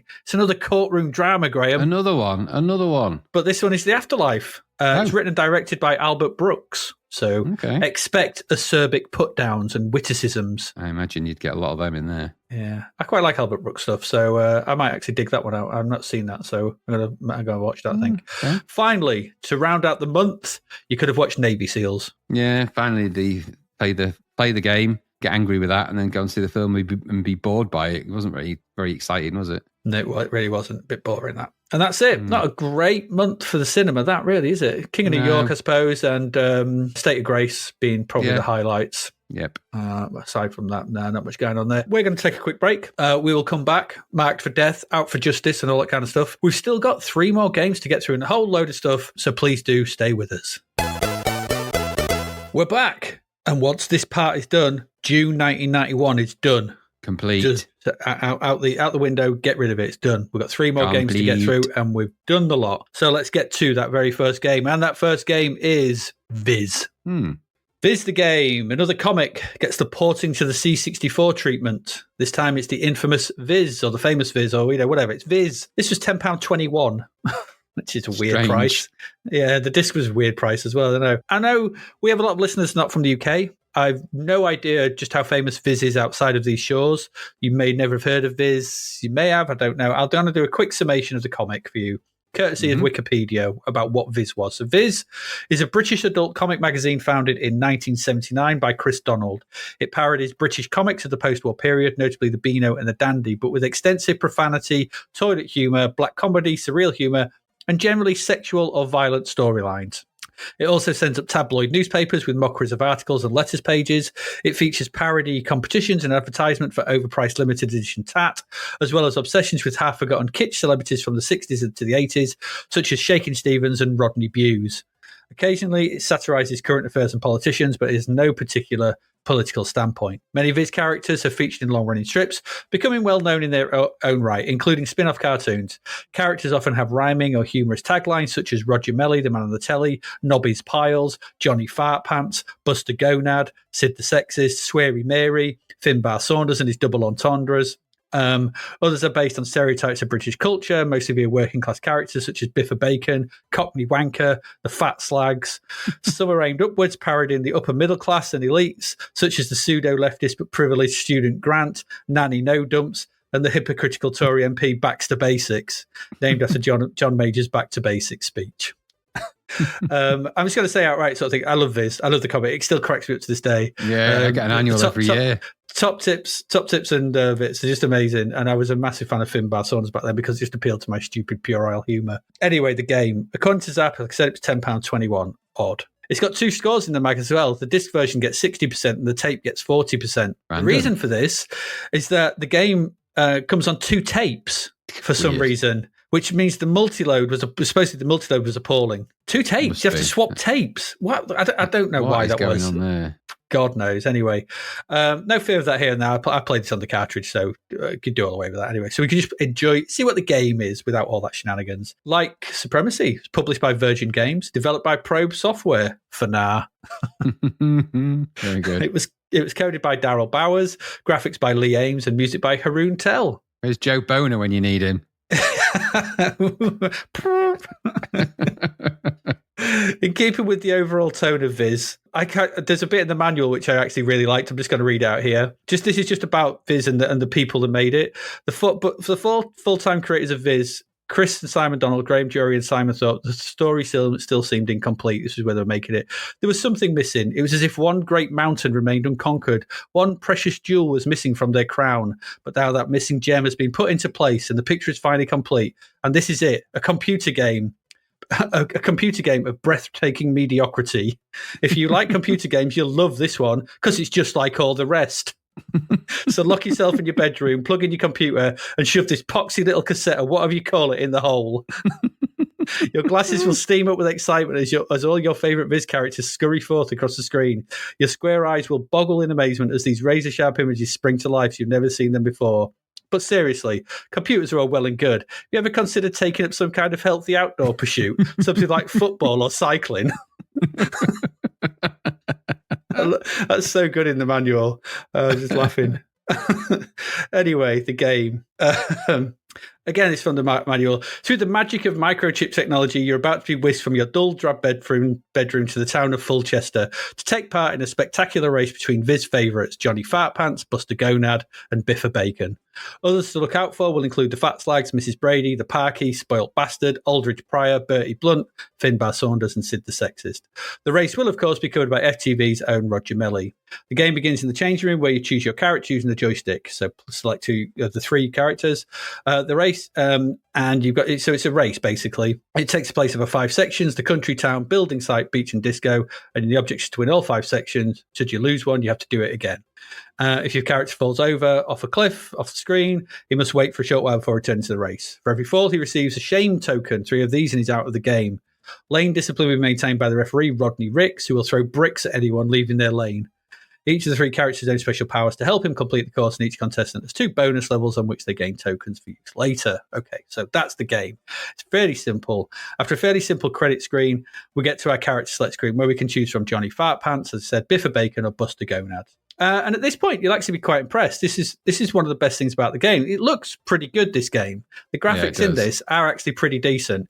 Excellent C64 recreations of the various characters from the comic. They're all recognisable, and they've done a good job here. The music is an odd thing for Haroon Tell as well. It reminded me of some of Hubbard's more bouncier titles from back in the day. Very like, Hubbardy. Jerry the German, that the kind of that it's that era Hubbard, which I can suppose fits, and it's all right. But so at this point you're thinking, okay, this is okay. The 3 characters are well drawn, and the game follows the same template no matter what you do. So picking one initiates a mini game in order to get some power tokens. There are 2 different games for each character. Okay, so Biffa Bacon. Biffa Bacon was always getting into fights and drinking and smoking and stuff. Is one way. So you've got one game where you need to waggle to chug down pints. The more you chug down, the more power. The more power tokens you get. And there's another one where you have to move the joystick up, right, and left to smack oncoming bricks away. He just headbutts them or punches them or whatever, kicks them away. Buster Gonad, and his unfeasibly large testicles, has one where you need to waggle to flatten dough into pancakes with his massive testicles, or another where you waggle to bounce higher on them. Johnny Fartpants has one where you waggle to produce farts to blow up balloons. Don't, and then press fire to let them go. Don't pop them. And there's another where you waggle to pump propel yourself as high as you can. That's from the instructions. Some of the writing in the manuals, it just makes me chuckle, such as this about Johnny Fartpants. His pumping pranks have become a legend, while his underpants have become brown and dirty. I'm such a child, but it just makes me laugh. What can I say? Anyway, once the minigame's out of the way, you get the game proper, and it's basically a 5-stage race through the aforementioned areas, and you need to win each one. Otherwise, Roger Melly tells you that you're crap and it's game over. The race starts with Roger introducing the 3 characters, and then Roger Irrelevant comes on to start the race. The first one he came on, he went, I now pronounce this carpet factory open. Which made me laugh again. And then we're off. The character you control has the word "you" above it, and you must navigate the hazard-filled course in front of you. Controls are simple enough, with up, down, left, and right to move, and you can use your power tokens to do special moves by holding down fire for a second, letting go, and then pressing fire again. Quite awkward way of doing it, but there you go. So Johnny uses his to do a massive fart to propel him forward. Buster summons a wheelbarrow to put his testicles in and goes fast. And Biffa thinks someone has spilt his pint and propels himself forward in a cloud of fists. Okay. and that's about it. This is where it all sort of falls apart. So if you come first in the race, it's on to the next one. It's set somewhere different, but there's very little variety in what you do. It's this. You just move left to right and try to avoid the hazards and try and come first. And that's it. So I guess if you complete them all, then you're told something offensive by Roger Melly. I gave up, though, after a few races because I found it really boring. The humour's here. Beyond the Viz humour, there's very little here to keep you playing. The mini games they're laughable at first. You're quite funny. but they're boring. Waggling or popping balloons, and the main race is unexciting. They've got the iconography, the visuals, the look, the humor's in there, everything about it, but the game is boring. Like they said in the thing, it's a mediocre game, and they're not wrong. Like I said, the best bits are the commentary from Melly, because he commentates on the race, he's saying, and the top tips. I always like the top tips that pop up as interstitials between the events. They made me chuckle, because they always do. The visuals are great, as noted. Well-drawn sprites, colourful backdrops. The music is suitably jolly, but none of this really matters, because the gameplay is tissue thin, and that's a problem. You're not going to play this for very long. Why this was spread over 2 tapes, I have no idea. But even if you played this version, it's going to offer very little to enjoy. Just go buy a copy of Viz. You'll probably enjoy it way more. It's cheaper, and you'll enjoy it more, and you'll laugh, and you get all the other characters doing their own thing, sort of thing. At the time, that is. I wanted to like this. I wanted to give it a go because it's Viz, and I like Viz. But this is what point in Viz do these 3 characters have a race? It misses. It misses what Viz is. We've said this about other Monty Python game. What was the other one we looked at recently where we had the characters and it was like, you completely missed the point of this? It was a couple of... been a few of them. There's been a couple recently. There was one we looked at where we said this could be Scooby-Doo. Oh, Gremlins 2, that sort of... All these games that don't... The game itself just has nothing to do with it. You're in Fulchester, and I know we say this all the time, but walking around... But then again, could you make a game of this? It's like, just slam a game out. It's disappointing, this. As funny as some of the bits are, it's boring to play. And I think 60% for that disc version is, it's probably generous because there's very little here to do. And it's not very enjoyable when you're doing it. So, yeah, go read Viz. What did you think? Yeah, music was good, jovial enough. Graphics great. I mean, it really did look the part. And because it had elements of the humour of Viz, those parts, I mean, as someone that likes Viz, they're going to make you laugh, and the characters make you laugh, and there's a familiarity to that. Yeah. But the game is just, there's nothing to it. I mean, what's the point of it? Sometimes you see a game and you think, why didn't they just make it into kind of a flick screen thing where your characters bump into each other and there's some of the mini games happen for whatever reason? Yeah. Bifford being in the pub. It probably would have worked better, but I suppose that would have meant that they would have had to put more effort in. So they ended up just making a game out of the characters. And it's exactly the same problem as the other ones. And look at the characters doing funny stuff, but that's not enough in a game. You could buy the comic for that, and it's actually better. Yeah. So I just didn't think Viz translated like this worked. It has elements that make it funny, but that didn't make the game very good, because that's Viz, and Viz will make things funny, and the way it was written. And I think the description from the makers, it's very mediocre, is probably very accurate. So I liked the way it looked. I like Viz. It had elements of Vizzy stuff about it, and that is always funny. The top tips and stuff when in the interstitials are always good to read. But there was nothing to the game. It was really silly and vacuous, and I wasn't looking for depth. I was just looking for fun stuff to do with the Viz characters, and none of this was fun really to do with them. Biff running along, headbutting bricks and stuff like that, as well drawn as it was. Just what? Why that? Why not why not play out a story? Why not? It doesn't have to be a really bleak story like we had with Andy Capp. But if there was ever a bunch of characters that would have had a really funny dialogue, and the dialogue would have carried it off, you could have just been playing out a really funny story about Biffa has to find something, and even in another universe, you could have played any one of these 3 characters in the Maniac Mansion style at any point. And imagine a Maniac Mansion style game, but with the Viz characters, it would have been hilarious. Yeah. It makes you look back on that Andy Capp game, doesn't it, and go, at least they tried. They tried to capture the spirit of the thing, as bleak as it was. Right. As bleak and grey as it was, yeah. Yeah, black and white and doom.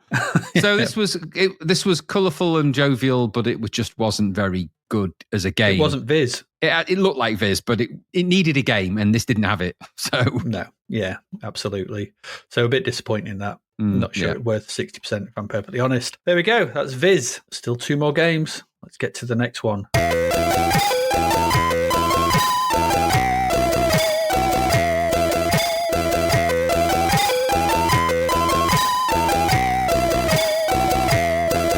And Graham, it's over to you to tell us all about, well, is it Spikey in Transylvania or which one, is it? I don't know. There's multiple titles there. It could be Spikey in Transylvania or Spike, depending on whether you look at the box that the game came in or whether you look at the adverts and things for it. I'm thinking Spike in Transylvania is probably better. He is Spike the Viking, isn't he? So yeah. So this was $2.99, 91% though, silver medal. This was. Yeah.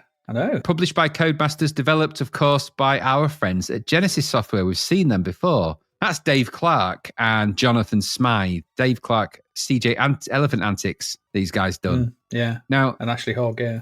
There's an interesting interview with Jonathan Smythe on Lemon, and in that he reveals that he is the cousin of Dave Clark. Oh, Dave Clark was he his uncle or something? They're related anyway. Right. And so Jonathan Smythe was doing the graphics for Dave Clark's. Dave Clark took about 6 months to make games and coded them, and all he did was the coding. And Jonathan Smith did the graphics. And he was at a certain point still in school when he was doing some of this stuff, right? So, wow. Okay. And he, believe it or not, after all this, he never worked in the games industry. He works in graphics, but not in video games or anything to do with it. After all these, wow. Title screen, Jonathan Smith as well, and the musician here is Ashley Hogg, who was a friend of theirs. And what a good team they've proven to be. Absolutely. So, Spikey in Transylvania, then, or Spike. What's this all about? So, one of the instructions has the description of what happens. This is from the Amiga instructions, where it's called Spike in Transylvania. And it says, Spike the Viking is washed ashore from his Viking longboat after an extremely rough North Sea crossing. His fellow shipmates had long since given up trying to find the course they were following. He stumbled across an apparently sleepy village in a place called Transylvania. Unfortunately, he discovered that his friends were all held prisoner in the dungeons of the local castle, an incredibly mysterious castle, notorious for its torture and strange ghostly inhabitants. Spike starts his mission after waking up in a friendly villager's house, but wait, the door won't open. Has he been tricked by the villager? And it says here, Spike's cartoon adventure in Transylvania. Explore the village and mysterious castle, rat-infested kitchen, spooky hallways and bedrooms, towering belfry, a secret rebel underground, and much, much more. Meet Arbold the wizard, Farmer Piles, which sounds like someone out of Viz. Farmer Piles, the innkeeper, and bribe the jailers. Incredible cartoon action. It's described as that. So, okay. So this game will start, and the first thing you'll notice straight away is it's got a very simple but effective title screen, and the music is pretty good. Very Hubbard-esque, has to be said in this. There's a real Hubbard vibe to the music, and it's particularly in this one, you notice it, especially in game. But the music's very good. You can choose between music and sound effects if you want that. I actually kept the music on because I find it's better for these kind of games generally. When you start the game, you'll be presented with quite a large player area, actually. The UI, such as it is at the bottom, is about 3 characters high. It tells you the room you're in, the amount of energy you've got left, and your current score on the left-hand side at the bottom. On the right-hand side, you'll have the objects that you have the number of spikies you've got left, or spikes you've got left. And you then on the right-hand side of that, you've got a little window which also shows you how many of the objects you can have, of which you can carry 6, I believe, any given moment. Mm-hmm. So you can probably guess where, with that kind of interface and that kind of thing, where this game's going to go. So you'll start the game, and the top remaining parts of the game is the game window. There you'll find quite a nice series of backgrounds on what is a flick screen adventure game. You've got quite a large sprite in the shape of Spike, who is a Viking. And your notion of this game is, as with all of these kind of arcade adventure type games, you must navigate your way around the various screens, flick screens, finding objects to use them in specific locations, and to otherwise try and find your friends in amongst the castle and rescue them, of course. Not dissimilar to that Rupert game, actually, that we played many moons ago, but they're all of a trope, they're all of a type. Mm-hmm. You control Spike with the joystick, and I found the controls a little bit odd to pick things up, and it's not like it's not terrible, but I think you picked things up with fire and up, or fire and up. So, yeah. And then you use fire and left to circulate. Left and right. I think left and right to circulate through them, and then you press to use them. You can press fire and down. Sometimes you drop them in drop objects near the person. Sometimes you pick an object up, and as long as you've got it selected and you go to the thing that needs it, case in point, the very first screen, I'm not spoiling anything for you, there's a doorknob on the floor. You go and there's a glove and a doorknob. You go and pick both of those objects up, then you'll find that the door has got no doorknob. And a little text window appears, which is something that was missing from the Moonshadow game, which is something that I said really needed, was a little text window appears and says, the door's got no doorknob. And then you pick up the doorknob, and then you'll be able to go through the door. And that actually is a nice little in to how really this game's going to function. Yeah. Then you'll walk around the flick screen map, obviously, and the backgrounds are nice and varied. They're reasonably well drawn in the kind of style that they are, and there's a lot of them. Now, I didn't get all the way through of them, I have to say, but there seems to be quite a large format map for this. And it varies from village-type buildings and village greenery and paths to inside those buildings, so you can go inside them where there are objects and things to find. There's an inn as well, and then there's other doorways and challenges that you've got to get past. There's a guard, you get past him, you'll get into the castle. There's towers to climb, ladders to climb, objects to find, things to do. And it kind of plays out that way. Now, all the while in some of these screens, there are certain objects which are going to take away your health. There's certain you can find food along the way that will replenish it, but certain objects will take it away. And there's enemies like rats and things on the screen in terms of the village. And they meander around the ground and you can just avoid them. You can't kill them or anything like that. So you just got to kind of avoid them. If they touch you, it will take away your energy level. And if you lose all of your energy, you lose one of your lives. If you lose all your lives, it's game over. And you get a rather horrific picture of you've been executed and there's a guillotine with your head on it, which is a bit moribund after all of that. But yeah. So you control Spike with the joystick. He's easy to move around. He's quite well animated. He's very well drawn as well. The graphics are good. I mean, they are, for this type of game, perfect. It's not dissimilar to Jack the Nipper style, actually, in that kind of way, the kind of big, bold, medium res, but there's some shading detail as well. I was thinking like the classic Ultimate stuff as well, like Entombed and things like that. Yeah, it's of that ilk. I remember this is budget money, and there's a lot of game for this as well. A lot of budget, but a lot of game in this for budget money. So you'll wander around, you'll encounter characters as well, and the characters will stop and talk to you and say, the farmer's really hungry. You can't come past here. And they give you very obvious clues as to the things that they need for you to find. Yeah. You must then navigate the spaces. Now, in some of the screens you'll go through, there are more than just the rats. You'll get ghosts and things, and some of them have objects that will follow you around. And I tell you, those are the most annoying things in this game. It's one of the of all the things that will annoy you the quickest, those are the things that do that. Because sometimes there's one screen where you've got to open a door or turn a lever actually and flip a switch, and there's this kind of crow bird that flaps towards you all the time, and it's really hard to try and do the switch. And because it needs to be a little bit not pixel accurate, but it's not always, you're not quite where you need to be to trigger things sometimes. Mm-hmm. That includes picking objects up. And so sometimes these things can sort of swarm towards you, and before you realize it, you're losing health, and then you got to kind of run around the room and try and lead them away a bit and then get back again. And it's a bit of cat and mouse. And that happens a bit too frequently in this game. Some screens, that's just the way the enemies they're just annoying you. So the key enemy tactic here is they're just going to piss you off by getting in the way when you need to do stuff. You can avoid them, and like there's acid drips above doorways and things like that, and you forget sometimes you come through the door and then you'll be dripped on by acid and your health drops massively. And it is pretty punishing when you do things. There's even, and it still baffles me, I went to pick up an apple and it nearly killed me. I don't know what was wrong with the apple. I'm guessing it was poisonous. So there's some objects in there that you'd think they're sort of sending you down a blind alley a little bit. It's a bit of a MacGuffin, because in ordinary, I mean, one of the rules, I think you've said it before about these kind of games, if in games like this, you can't break certain rules.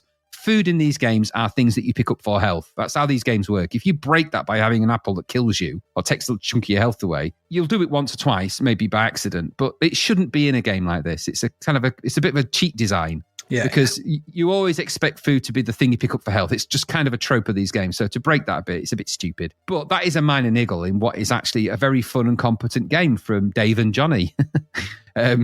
Bit of I would imagine in the realm of the flick screen adventures, this is up there with the best of them. All the usual components, a really good soundtrack as well, a really unusual sounding soundtrack drives things along. So it's not a long loop, but it's nice enough. And the background's quite well drawn. They are in that medium res style, but shaded, and they look okay. But there's plenty of them, and they're quite varied as well. And they get better, especially when you get down into the dungeons and stuff where you've got skeletons on the wall. The graphics, considering this is one guy that drew loads of screens, I thought they were pretty good. The characters that you interact with are all pretty good as well. They're varied and they're a little bit interesting. They all have different things to say and give you different things to do. Those enemies are annoying, and they are varied, but they do kind of follow a very similar piss you off pattern. They're just in there to get in the way, and that's their key thing. But you'll collect a lot of keys, and the keys are the key to this, because you've got to get the right keys to find the right doors, to get to the right areas. That unlocks large areas of the map. I don't know how many screens big this is, but I think it's pretty big. I think this is a good one of these kind of games. I think there's 60 screens in total. Yeah, so I think 60 screens is pretty good.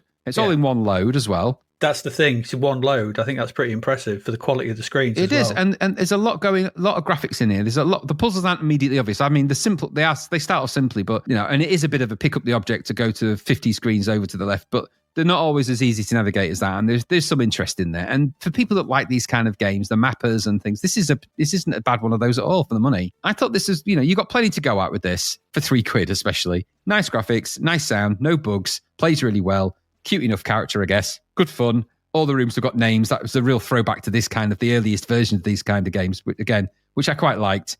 Yeah. like Jet Set Willy and stuff. Yeah, exactly. This is this isn't going to blow you away with its amazing game design. What it is doing what C64s have historically done well when they do them, and that's this kind of ultimate play the game, like we've said before, those early Entomb, like you said, all those kind of games. If you dig those, this is another very competent one of those for budget money. And I thought it was pretty impressive. I thought that there's a good game to be had in here. For £3 especially, this was a real bargain. And a bit of a slap across the face, isn't it? And this is a double hitter now. So between CJ's Elephant Antics and this, they've just done a sort of a 1-2 punch to that guy that did the Italian guy that did the Moonshadow and Lupo, because they've just kind of gone, yeah, we're doing them cheaper than you and better. So... but there's more to come from these guys as well. This isn't their only one they do. Codemasters were in love with them, I think. They're churning out good stuff here, and for the right price. If this had been full price, we'd have been going, it's not enough in it for full price. But for £3, you've got a good little arcade adventure in there with some nice screens, good graphics, great music.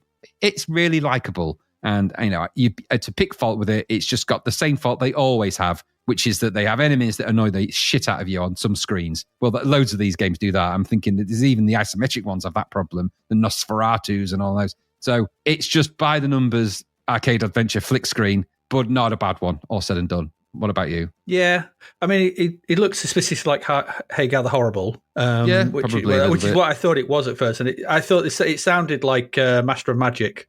The music, I thought it had a particular Master of Magic. It's got that twang, hasn't it? Yeah, it has, but it's a good, it's a good take on or whatever. Anyway, it's not normally my type of game. This, as we've said before, we're not usually in love with these kind of games, but music and the visuals and the general ease of use in the play, I quite liked the actual control system, up and fire, left and right. You could get around as well, and picking stuff up. Once I got used to it, I think this made me quite enjoy this. Whereas other games have find the thing to do the thing, bore me senseless. And you don't just die from lack of energy or anything breathing. Silly like that. Yeah. Just from breathing. I like the speed of this as well. You move at a decent clip. You're fast. It moves. Yes. The visuals and music are really very good. It's a great follow-up to CJ's Antics. I thought this was really good for what it is.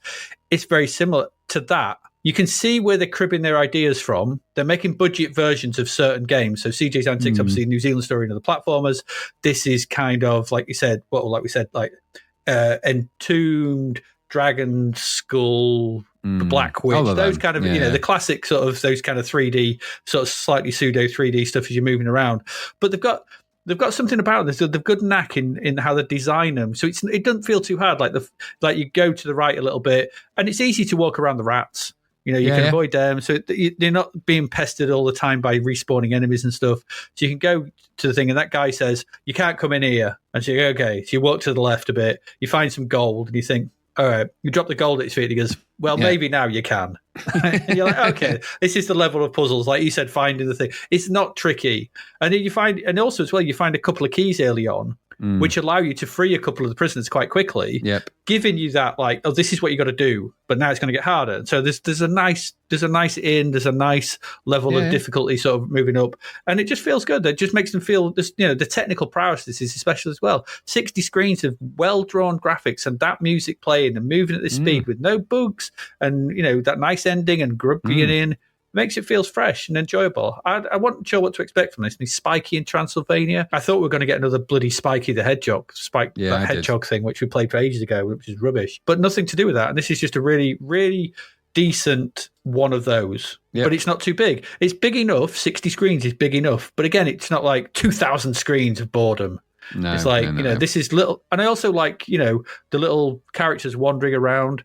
Yeah. Those little characters wandering around maybe reminded me a little bit of Robin of the Wood as well. Yeah, there's a bit of that. Bit of Usagi Yojimbo in there a bit as well. Yeah. Or you can see, that's what I mean. They're taking these classic sort of things from games that are good and putting them into something. So £3. £3. That's 91% justified for me. Another bargain budget gem. Yep. Yeah, really good. They've sort of just come along and gone, look, this is how you do budget games. Yeah, they put a lot into it. And this is 6 months of development, that. Yeah, and it shows. That's good in 6 months, but there's a bit of, you can see there's effort here. There's not just but what I mean is 6 months, and that's 6 months dedication. You're going to get something that's really, really good like that. Tiki Software, they spend 6 hours, and that's what you get from them. Yeah, imagine like Wild Streets. No, For £3 though, what a bargain, eh? Yeah, absolutely. You'd be well happy if you bought this. Yeah, you would. Yeah, absolutely. I mean, it's like when I bought Master of Magic and I couldn't believe my luck. Back in the day, I was like, "That's just amazing." I would have thought the same about this because I don't normally like these kind of games, but I think this one because it felt fun. It felt absolutely fun. So there you go. We liked it. We liked Spike in Transylvania, whoever he is. Good game. Well done. Let's move along. Still one game left.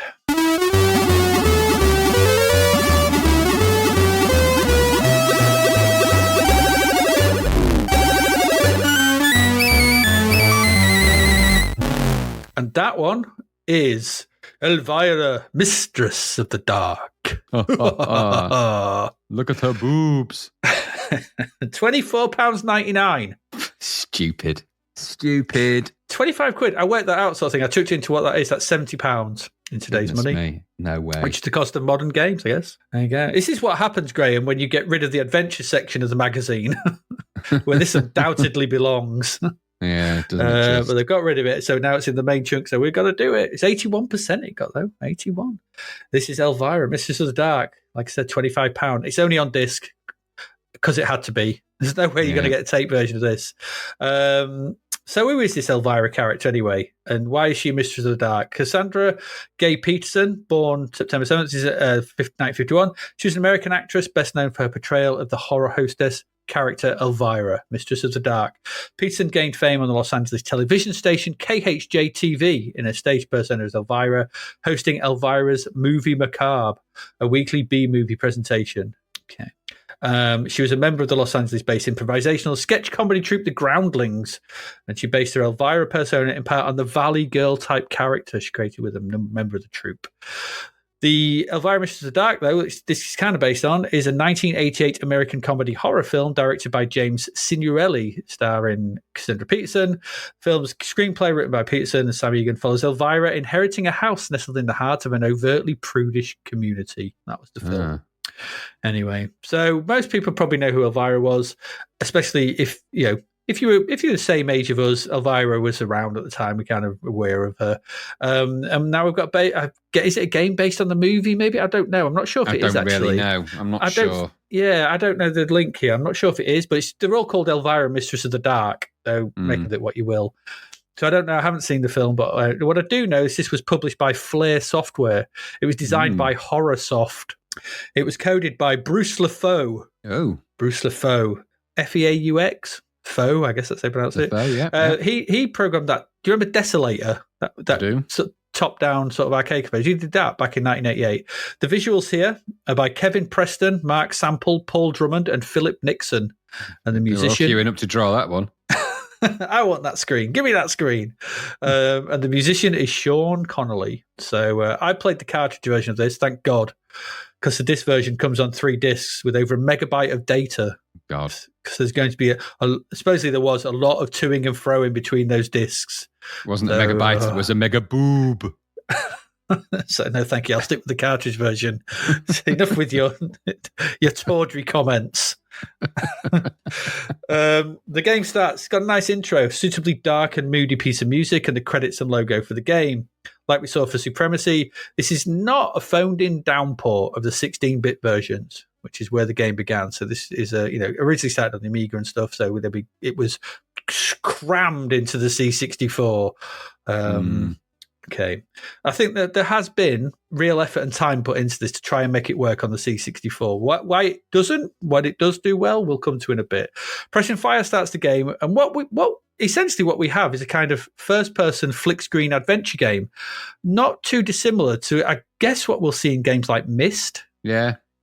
I mean, it's a Myst and Riven and those sort of things where you move about in first person, figuring out puzzles and stuff. Way before them. So, I'm not reading this out. There's a massive backstory to this in the manual. You go read it if you want. I'm not going through it here. Suffice to say that you've been tasked with navigating Elvira's castle in order to find a secret scroll of spells that will let you banish the evil Queen Imelda, who wants to take over the world. So the manual is written kind of like in a diary format from Elvira. It's quite hard. It's written in that Valley Girl speak. I found it quite hard to read. I found it quite grating, but it's that sort of thing. So that's the plot. How do you do this? Right. The game starts with you outside the castle and instructs you to report to the gatehouse. So how do we see this game? The screen is split into 5 parts pretty much overall. So the bottom has the text messages, has the text box. This is for messages when you see stuff or when people speak. And it also brings up images for your inventory and the like. So it's an adventure game, so this shows your inventory. Just above this is a bar with your stats. So it's kind of RPG elements to this. You've got strength, resilience, dexterity, skill, and life. Above this is your present view of the world. And drawn in what is actually well-done images, the sort of 3D visuals that you see in front of you. They're C64 versions of the Amiga, but they're actually pretty good. The graphics in this are decent. Down the left, there's some arrows for movement, and you can also look at your inventory and weapons. And there's also a room button, and this moves... When you're in a room, this moves all movable objects in the room to the lower window to allow you to investigate them and stuff like that. So you can see what it is. So you don't have to drag because all this is done with a big arrow. So on the right are a series of commands, not too dissimilar to what we see in a LucasArts game. So we've got open, close, lock, unlock, look in, examine, mix, eat, use, throw, pause, save, and load. You select all these with a massive yellow arrow. I mean, that arrow is pretty big. It is a big old arrow, that. Maybe they made it that way. It's ugly compared to the rest of the visuals in the game, but I guess they made it to be easily seen, but it's ugly and it doesn't look very nice in comparison with everything else. So when the game starts, there's nothing much to do here but go forward. So the arrows on the left, the 4 sort of left, right, up and down, they light up, they turn from red to green. Depending on which direction or turning you can do. So at this point, the only one up is green is the up arrow. So you press the up arrow and you go into the gatehouse. Now, at this point, you can go right, and it's best to go right because if you go right, there's a battle axe and a shield you can find. Okay. Any other direction, you meet the owner of the castle. I don't know who he is, but he's not happy to see you and he throws you into the dungeons. He's like, how dare you come here? And he lobs you into the dungeons. It's always a text and you get close-ups and the graphics are nice and everything's cool. But when you're in the dungeons, you're like, oh no, but all is not lost because Elvira turns up in silhouette form at the door, saves you, and then you get the shot of, you get the image of her laying down, reclining on her chaise longue, and she tells you what you need to do. She wants you to go and sort out this stuff in the castle and send you on your way. And she gives you some helpful potions, and she tells you the plot, and that spurs you on. And then at that point, you're dumped into the courtyard of the castle, and you're left to your own devices. Mm-hmm. So the directions at this point you go in, like I said, indicated by the arrows on the left. Green one's being where you can go. Up is forward, left and right turn you 90 degrees, and the bottom one turns you 180 degrees. I mean, and this is in the cartridge version that I played. At this point, this is quite impressive. You can wander about, find things. On the disc version, it would have been horrific because I think it only loads like 3 or 4 screens in, and then you've got to load it. And sometimes these are on different discs, on the back of discs, and you're flipping. Oh, it'd be a nightmare to play this. But you can wander about, you can find things, do stuff in a typical adventure style, and that's fine. You're picking stuff up, you're trying to work stuff out. The problem here, and it's that. So it's 3D. You've seen Myst, you've seen those kind of games. It's not. You cannot control the character like Maniac Mansion or the LucasArts games. You're just seeing through the eyes of your character. Yeah. So that's all good until you get attacked, until you meet another enemy in the game, and then it's abandon all hope. You enter here. Yep. Okay, because at this point, this is where the game goes off the rails, because it's be the end of your game, as it was for me every time I tried it. I tried to play through this about 4 or 5 times, and I always just got certain bits and died. So what happens is when you you enter a room and there'll be someone stood there, and if you don't leg it in time, combat will be initiated. So instead of seeing the sort of location you're at, the visual at the top changes to a close-up of a guard or enemy attacking you. And they're well drawn and they're well animated. They'll be swinging their sword at you. And you've got, and on the right, the options have changed. So you've still got all the stuff, but there's 2 that you can choose from here. There's block and hack. And your cursor image changes to a sword when you're on the attack. And you're supposed to press the hack button when the attacker's sword is pulled back. And this allows you to do damage. But for me, this worked maybe 1 time in 10 at best. And before I knew it, and they're constantly swinging. So they'll go swing, pull back, pause briefly, swing. And your life is going down every time they hit you. Now, every now and again, it'll switch to the shield. And supposedly when it's the shield, you've got to press the shield button. I don't know. Before I knew it, I was dead. And you go back to the courtyard to try again. I was like, okay, right, I'll try again. I read the instructions.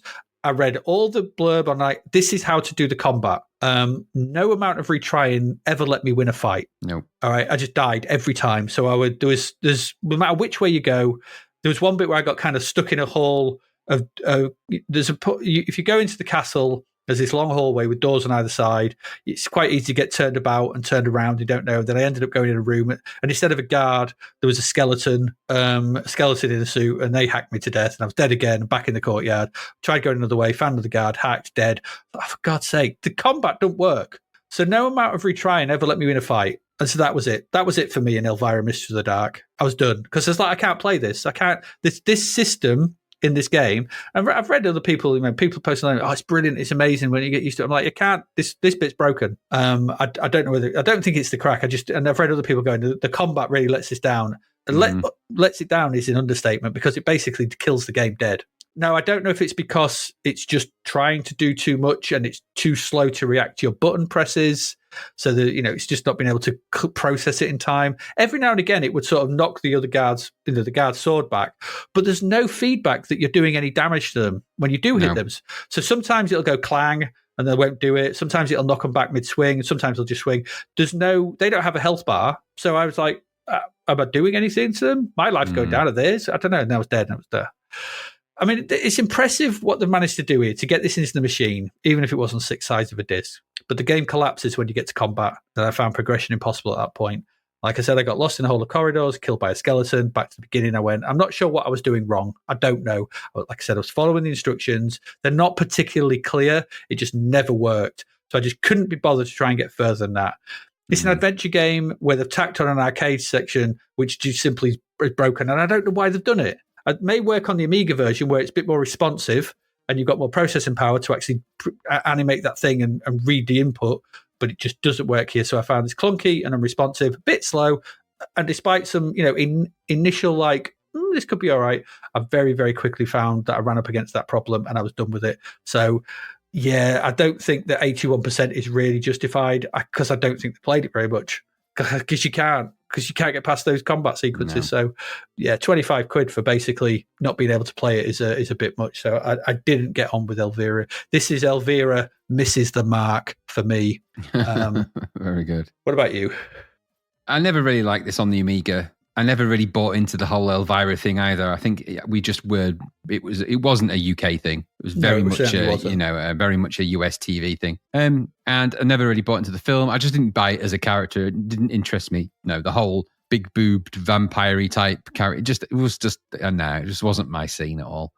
Though this looked like a reasonable conversion, my main experience of this was the Amiga version, and the Amiga version has a lot more in it than this. Way more. Right. And all of those parts that they stripped out are what made this game interesting, made it more Elvira-y, and also is the reason why I suspect that you found it disjointed, because some of those things that they took out are really important things for the game that make no sense to not have them in. Oh, so right, there's entire interstitial cut parts where you see Elvira talking, and she talks this speech. And there's entire sequences like that she introduces and talks, and there's entire sequences that are sort of built around that, and many other sequences as well that simply were not here. Okay. And I think that's really where the damage was done, is that they converted as much as they could, but I don't think they converted really the whole game, or at least they converted enough of it to make it playable, but not enough of it to make it workable. I don't know that for 100%, only because I didn't retest the Amiga one. I never liked it. And I never really liked these kind of games. I mean, and the C64 version looked quite nice in places, it had all the sort of elements. But controlling these things with the joystick has always been a faff about. It's a mouse game. It was designed for a 16-bit computer with a mouse, and it just doesn't work to do it any other way. The combat doesn't work because you're using a joystick, not a mouse. So you can quickly navigate to the screen and click on things and do the things that you're trying to do. You can fight better with a mouse because it's designed for it. So half the game, at least a significant proportion of the game that made it Elvira wasn't even in it. Add to that, all of the speech and stuff's gone. And it reminded me of those old arcades where the arcade had a lot of brimstone and fire, and the C64 version was never going to really be able to compete with it. Now, it does a reasonable job in some of the visuals, but there's loads missing. And what you're left with, I found to be a very repetitive, pretty dull game, and frustratingly hard because as soon as you hit an impasse, that's it, you're gone and you're back to the beginning, or back to the courtyard again. I got sick of that courtyard. And I quickly remembered why I didn't enjoy the Elvira game at all anyway on the Amiga. It never lasted long. I had it for a short time. We did play it. I don't know if you remember it, but we did play it. But we were just a bit like, oh, wow, look, Elvira talking with boobs. And then when we were at the game, we were just like, ugh. Because I just don't think we were. But I don't think we were into this. Nowadays, the Doom game that would be running at that proper Doom rate, in that kind of way. But this kind of step by step, almost flick screen first person game. Yeah, I don't like Myst either. No, when we looked at them back in the day, we were like, ugh. It's just I don't like them. I don't like clicking arrows to navigate. No, I'm just not an advocate of that sort of. And it sounds daft coming from someone that loves point and click adventures, but I don't like them done like this. So not for me, no. And I didn't think it was very good. And the price was just stupid, a rip-off. No, 81%, no way. This is 50% because it's got some half-decent graphics in it at best. But there's not much game that you can really get into. At least I didn't anyway. So, no. I didn't want to look at her boobs after all. No. There we go. Elvira, Mistress of the Dark. Not particularly impressive, really. Just a bit broken. Not really work.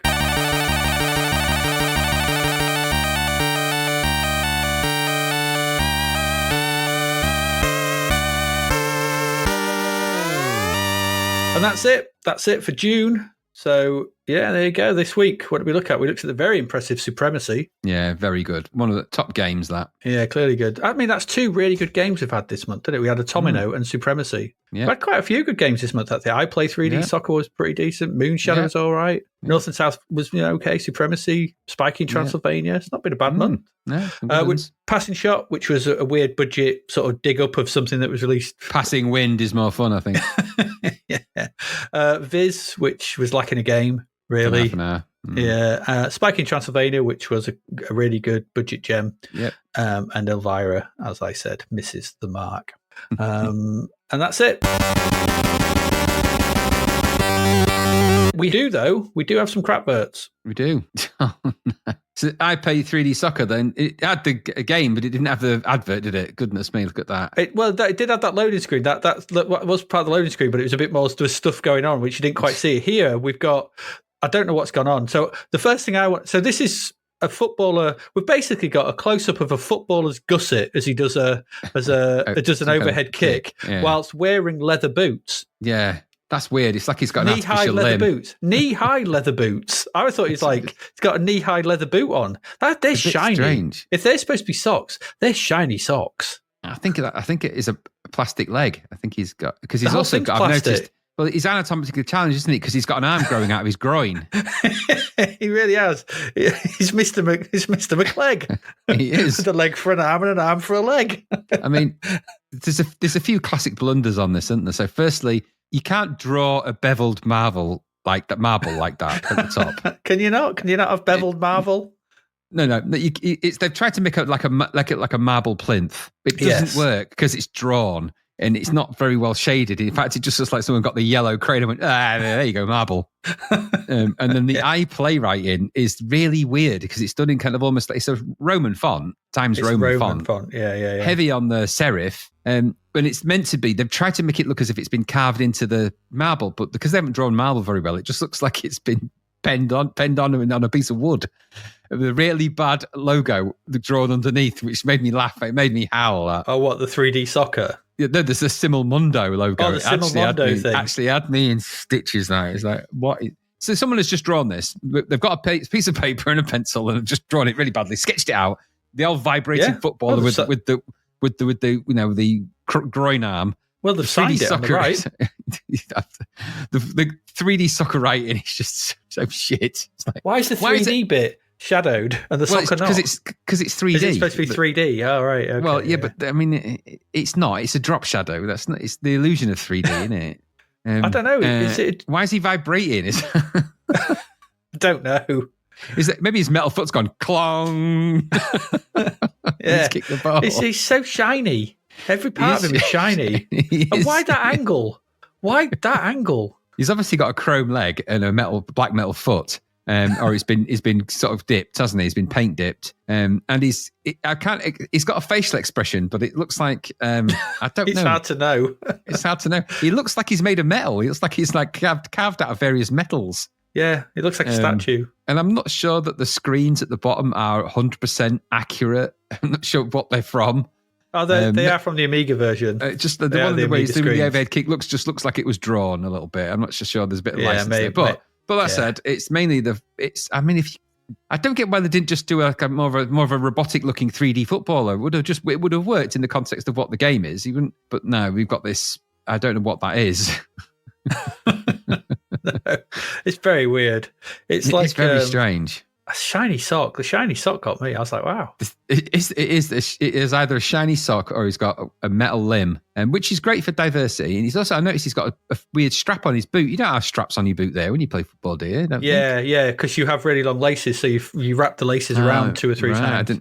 Do you wrap them around there? Is that how it works? Yeah. That's because you have really long, so you pull them. They go underneath and round 2 or 3 times. Right. Is that what he's done there? Is it that his laces? Yeah. Is it on his, so that's on his actually foot? That is accurate to football boots. Yeah. Right. Okay. Just on a metal foot. All right. Well, yeah. That's what it is. It is what it is, I suppose. But it's not very good considering the game was better than that advert. But I suspect he drew that himself. I don't know. I can't read the signature on the right. Well, Lofi Strauss. I don't know that because looking at the company that made that, the guy that made these games haven't got great graphics in them anyway, have they? So I mean, great graphic artists rather. So, but there is some shading attempts and some on his trousers and on his shorts rather and on his top. So okay, just why he's vibrating, we'll never really know. We'll never know. There you go. Carrying on, Italians bring us another one with the advert for Moon Shadow. Is that the advert? Or is that the game box? Goodness, I think it's both. I think this was the advert as well, but I think I could only find the game box. But yeah, anyway, whatever it is, we're looking at it.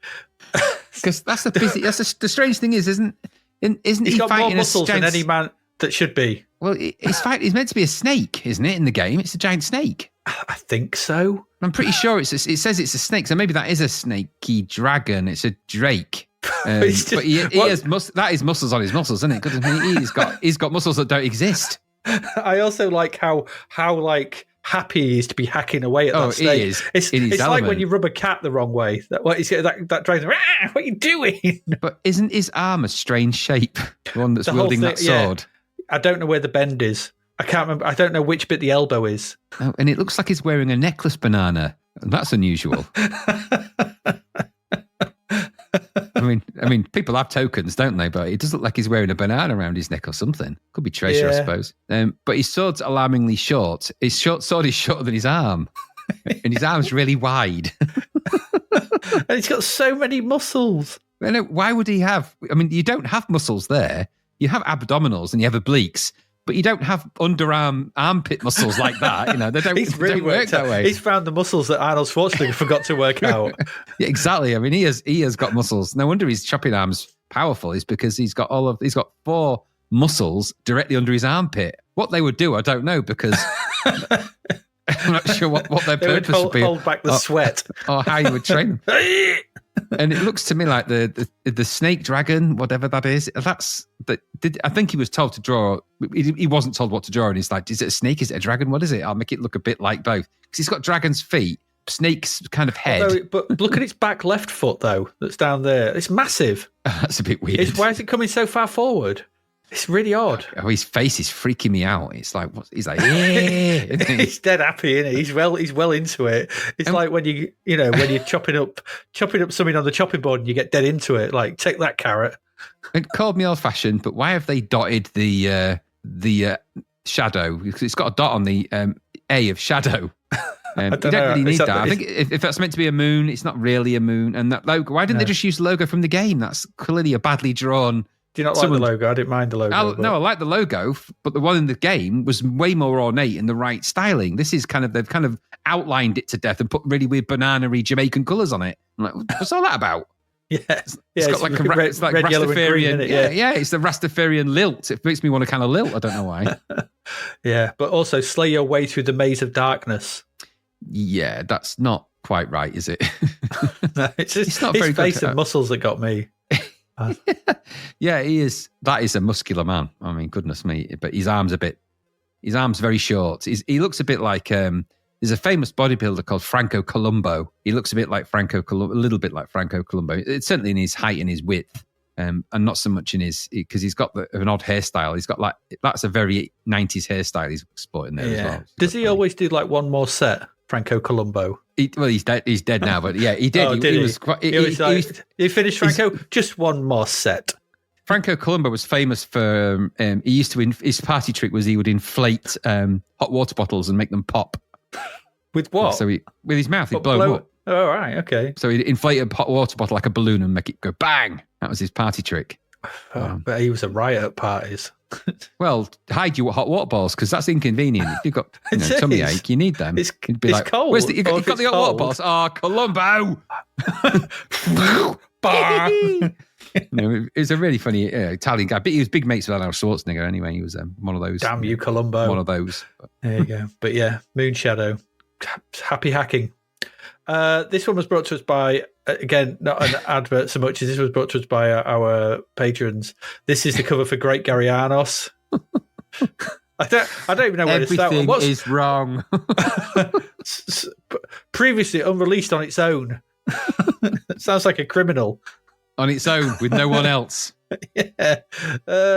You start on this one. Where to start? I don't know where you begin.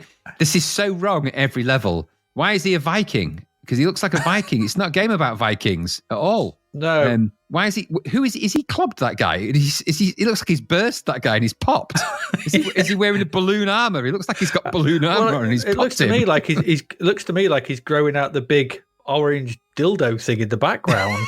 It is the battle. It's Great Garanios. It looks like it could be a giant dildo, doesn't it? That fires spikes out, and there's a random arm. Have you noticed? There's just an arm on the left. Who's just that arm? It's just an arm, green arm. That was a green arm with a sword. Yeah, who knows? I don't know. It's dreadful. And it's got another face, hasn't he? I mean, this is another burly warrior type. Yeah. I don't get where his sword, because he's got a sword in one hand, on his right hand, and he's holding, I guess, the scabbard in the other, but is it a dagger he's got? It looks really short. It doesn't look good, no. I don't think he's particularly that muscly. I mean, he's got muscly arms, but I think that that body covering sort of thing is doing a lot of the heavy lifting for his muscles. It is, and he's obviously got, he's got a mullet. That's never a good look for anyone. It looks to me like just some bloke down the pub. Yeah, he's got no chin, has he? It's Bobby No Chin. Bobby No Chin attacking the great the Guri balloon dildo. invader. Yeah, the great Guri dildo and the balloon men. And he's just like, take this, pop. Oh, that hurts so much. Oh, I'm deflating. What a world. Absolutely. Well, maybe it's, what's his name, Columbo, who's popping his water bottle. Franco Columbo. Yeah, it could be. I mean, Franco Columbo didn't look like that, but he looked a bit more like the other guy. But yeah, it could easily be one of those types. Is that what the bad thing looks like or the main enemy looks like in Great Garianos? Like this big orange ice pop? I didn't get that far into it because I just kept fighting the same people over and over again. But it was Garianos doesn't look much like that guy, it has to be said. No, he's not lurching enough for me. There's not enough lurch. Hey. And he is leaning forward. Yeah. And he has actually caused injury to the guy. So he's just like he's shouting at him, going, "Hey!" That's what it is, and he's hurt his head. That's too loud. It's too loud. Shut up. He's like, it's way loud. In fact, why are they in front of a giant gold dildo? The question needs to be asked. I don't know. I don't know if I can answer it though. But I'm pretty sure that's not in the coin op. No, it should have never been anywhere. The game should never be released. It was crap. No, it wasn't. It should previously released on its own. It should have stayed that way. Yeah. Just let it. It's all right. You don't have to release everything. There's no need. But it was previously released on its own. That's for a reason. Yeah, absolutely. Just like shit. It was really shit. What was that crappy Durell one? The car one. Oh God. Another one that was the hard driving, was it? No, not hard. Well, hard driving was crap as well, but there was another one. This one where you're driving around the city. Oh God, I can't remember that. But yeah, so right, Lotus Turbo Esprit, whatever it was. Yeah, something like that. Yeah, bloody not rubbish. Released before, and please don't release it again. Yeah, there's a reason for these games not being released on their own. Shocking, absolutely shocking. Yeah, and there we go. That's our crap verts. 3 good ones. Let's do the charts. This is from CMVG for the C64 month of June 1991. Down to number 10 from 4 is The Real Ghostbusters. Down to number 9 from number 1 is Outrun. Okay. Codemasters in at number 8 with Quattro Firepower. Okay. Afterburner up to number 7. Codemasters in with Quattro Adventure at number 6. Number 5 is Teenage Mutant Hero Turtles. CJ's Elephant Antics in at number 4. Good. The page has been folded, so I don't know what's in at number 3. This is a scan of the mag. So someone's obviously scanned the mag and that's been folded or something. Number 2 is Double Dragon. And Magic Land Dizzy, straight in at number 1. Those Dizzy games, people can't get enough of them.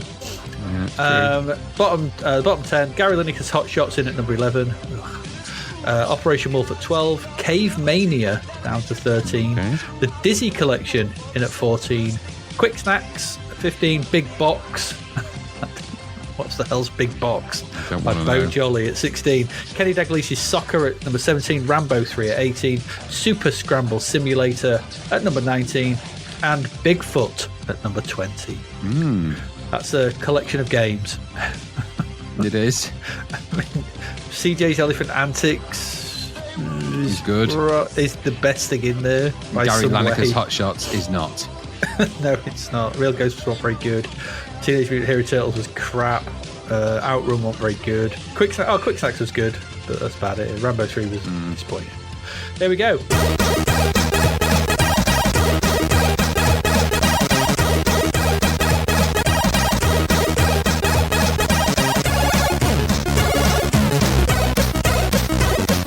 What we got coming up, Graham, for July 1991. These are I'm just going to go down these. Is the list of games in order of score. We have Exile first, then we have Gem X, the Death Knights of Kryn, The Power. I got the power. Wrath of the Demon. Yeah, no, £11.22. I'm not sure what's going on with these. Another one, £11.22 there as well. Wrath of the Demon. Okay. Finally. No price for that. Hero Quest. Okay. Jockey Wilson's Compendium of Darts. Oh, no. That's the second time we've seen Jockey Wilson in it. It is. Stop. Sully in the 64. Security Alert. Whatever that is. We've got a Scooby-Doo and Scrappy-Doo game. Oh, no. No. Ninja Rabbits. Okay. We're down the dregs here. World Championship Soccer. Oh, God. Something called Extreme. I'm hoping it's a Nuno Betancourt simulator to get the funk out. I hope it isn't. I hope it is. I'm guessing it's not. And finally, Lone Wolf. That's not got a very good score, is it? It hasn't, no.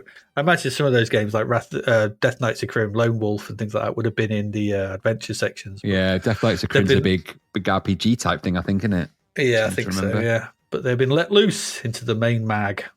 So, loose the arrows, loose them. Yeah, there you go. So that's what we've got coming up for next month.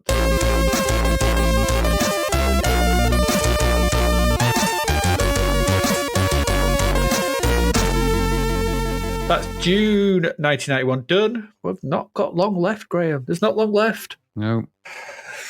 Oof, it all kicks off with Newsfield in the next few months as well, obviously. But if you want to support us, obviously carrying on doing this, we will see this through to the bitter end. But you can support us by doing that. Join our Patreon if you like. We said at the beginning with the shout out. But you can do that. Patreon.com/Zapped to the Past. Just to sign up there. Graham befuddled us all with his AI Commodore 64 games. Over the past week, with how AI interpreted the name Knuckle Busters.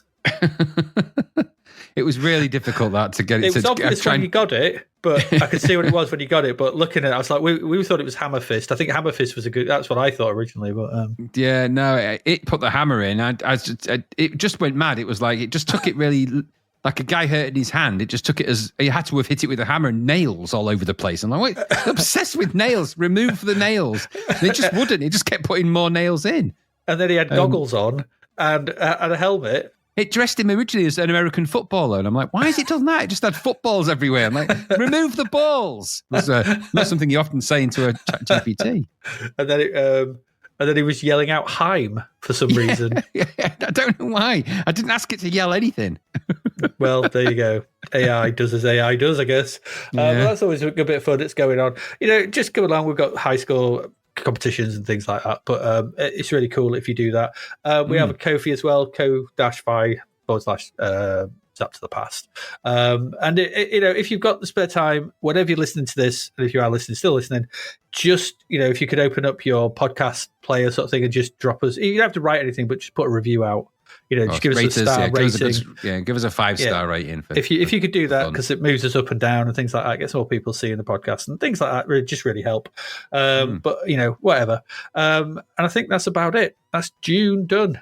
Any comments, Graham? Any final thoughts on June 91? Thank God Supremacy and a couple of others have been there, because there's been some real highs and lows, but just shows you that there's still, in the right hands, with the right amount of time, there is some great games still to be made on that machine. And things like Supremacy and obviously the Spikey and the CJ games. And there's a whole bunch of more games coming from those guys as well. This just shows you that there's still, if you take your time, you can do some really good things. I mean, the Tomino was another gem, wasn't it? There's some really good games. Absolutely. Tomino was great. For the heady highs. We've had the lows, but I'm just embracing the highs. We're getting to the point when the games are starting to really thin out, over time. And so the good ones, when they come along, you have to really kind of embrace them, because they're really, people don't have to work on that machine anymore. There's way more capable machines with way fancier graphics and sound and everything else. And they could be probably making a lot more money on those too. So for people now to be working on the C64 at this point in 1991, you've got to really like the machine a lot to still be making the games on it, I think. It's 9 years old at this point. It is. It's a little oldie. Yeah, 9 years old. I mean, the machine will be 10 years when we do finish this, because it obviously came out in 82, did it? It did. Crazy, Bless it. Crazy. I know. It'll reach double figures. So there we go. I've got nothing else to say. I think on that note, we shall make our excuses and leave. As ever, I have been Adrian Mills. And I have been Graham. I am not going to inflate a hot water bottle. Raddings. And you have been listening to someone doing an overhead kick, showing off their gusset with leather socks on, or patent leather socks on. Pleather. Not pleather leather socks on. Pleather socks. Take the pleather from the socks. What? Take the pleather from the socks that once corrupted man. Yeah, exactly that. And we'll see you again next week. Good pleather. Thank you for listening to the Zapped to the Past podcast. We hope you enjoyed our deep dive into the world of Commodore 64 games, as well as the music, films and TV from around the 1980s, driven, of course, by the issue of Zap 64 magazine published at that time. We will return with a whole new batch of games and stuff to talk about next week. Until then, if you want to listen to or download previous episodes of Zapped to the Past, and why wouldn't you, they can all be found on our website at zappedtothepast.com, as well as being available on Podbean, Apple Podcasts, Google Podcasts, Spotify, Deezer, Audible, Player FM, and, well, pretty much anywhere where we can upload them. By the way, we do always love to hear from our amazing listeners, so if you'd like to contact us about anything in the podcast or beyond, you can do so by emailing us at zappedtothepast@gmail.com. We're also active on Twitter under @ZapTother, as well as Facebook, Instagram, and most social media platforms. Just search for Zapped to the Past and you'll find us. Oh, and if you like the podcast and what we're doing, please do like, share, review, rate us. It really helps. Something, apparently. The Zapped to the Past podcast is written and produced by Adrian Mills and Graham Raddings, and recorded at Flaky Bits 2.0 Studio. All opinions expressed are those of the writers, and while we indeed love Zap 64 magazine, the Zapped to the Past podcast is not affiliated with it in any way. Stay safe, see you next time, and remember, we play these games so you don't have to.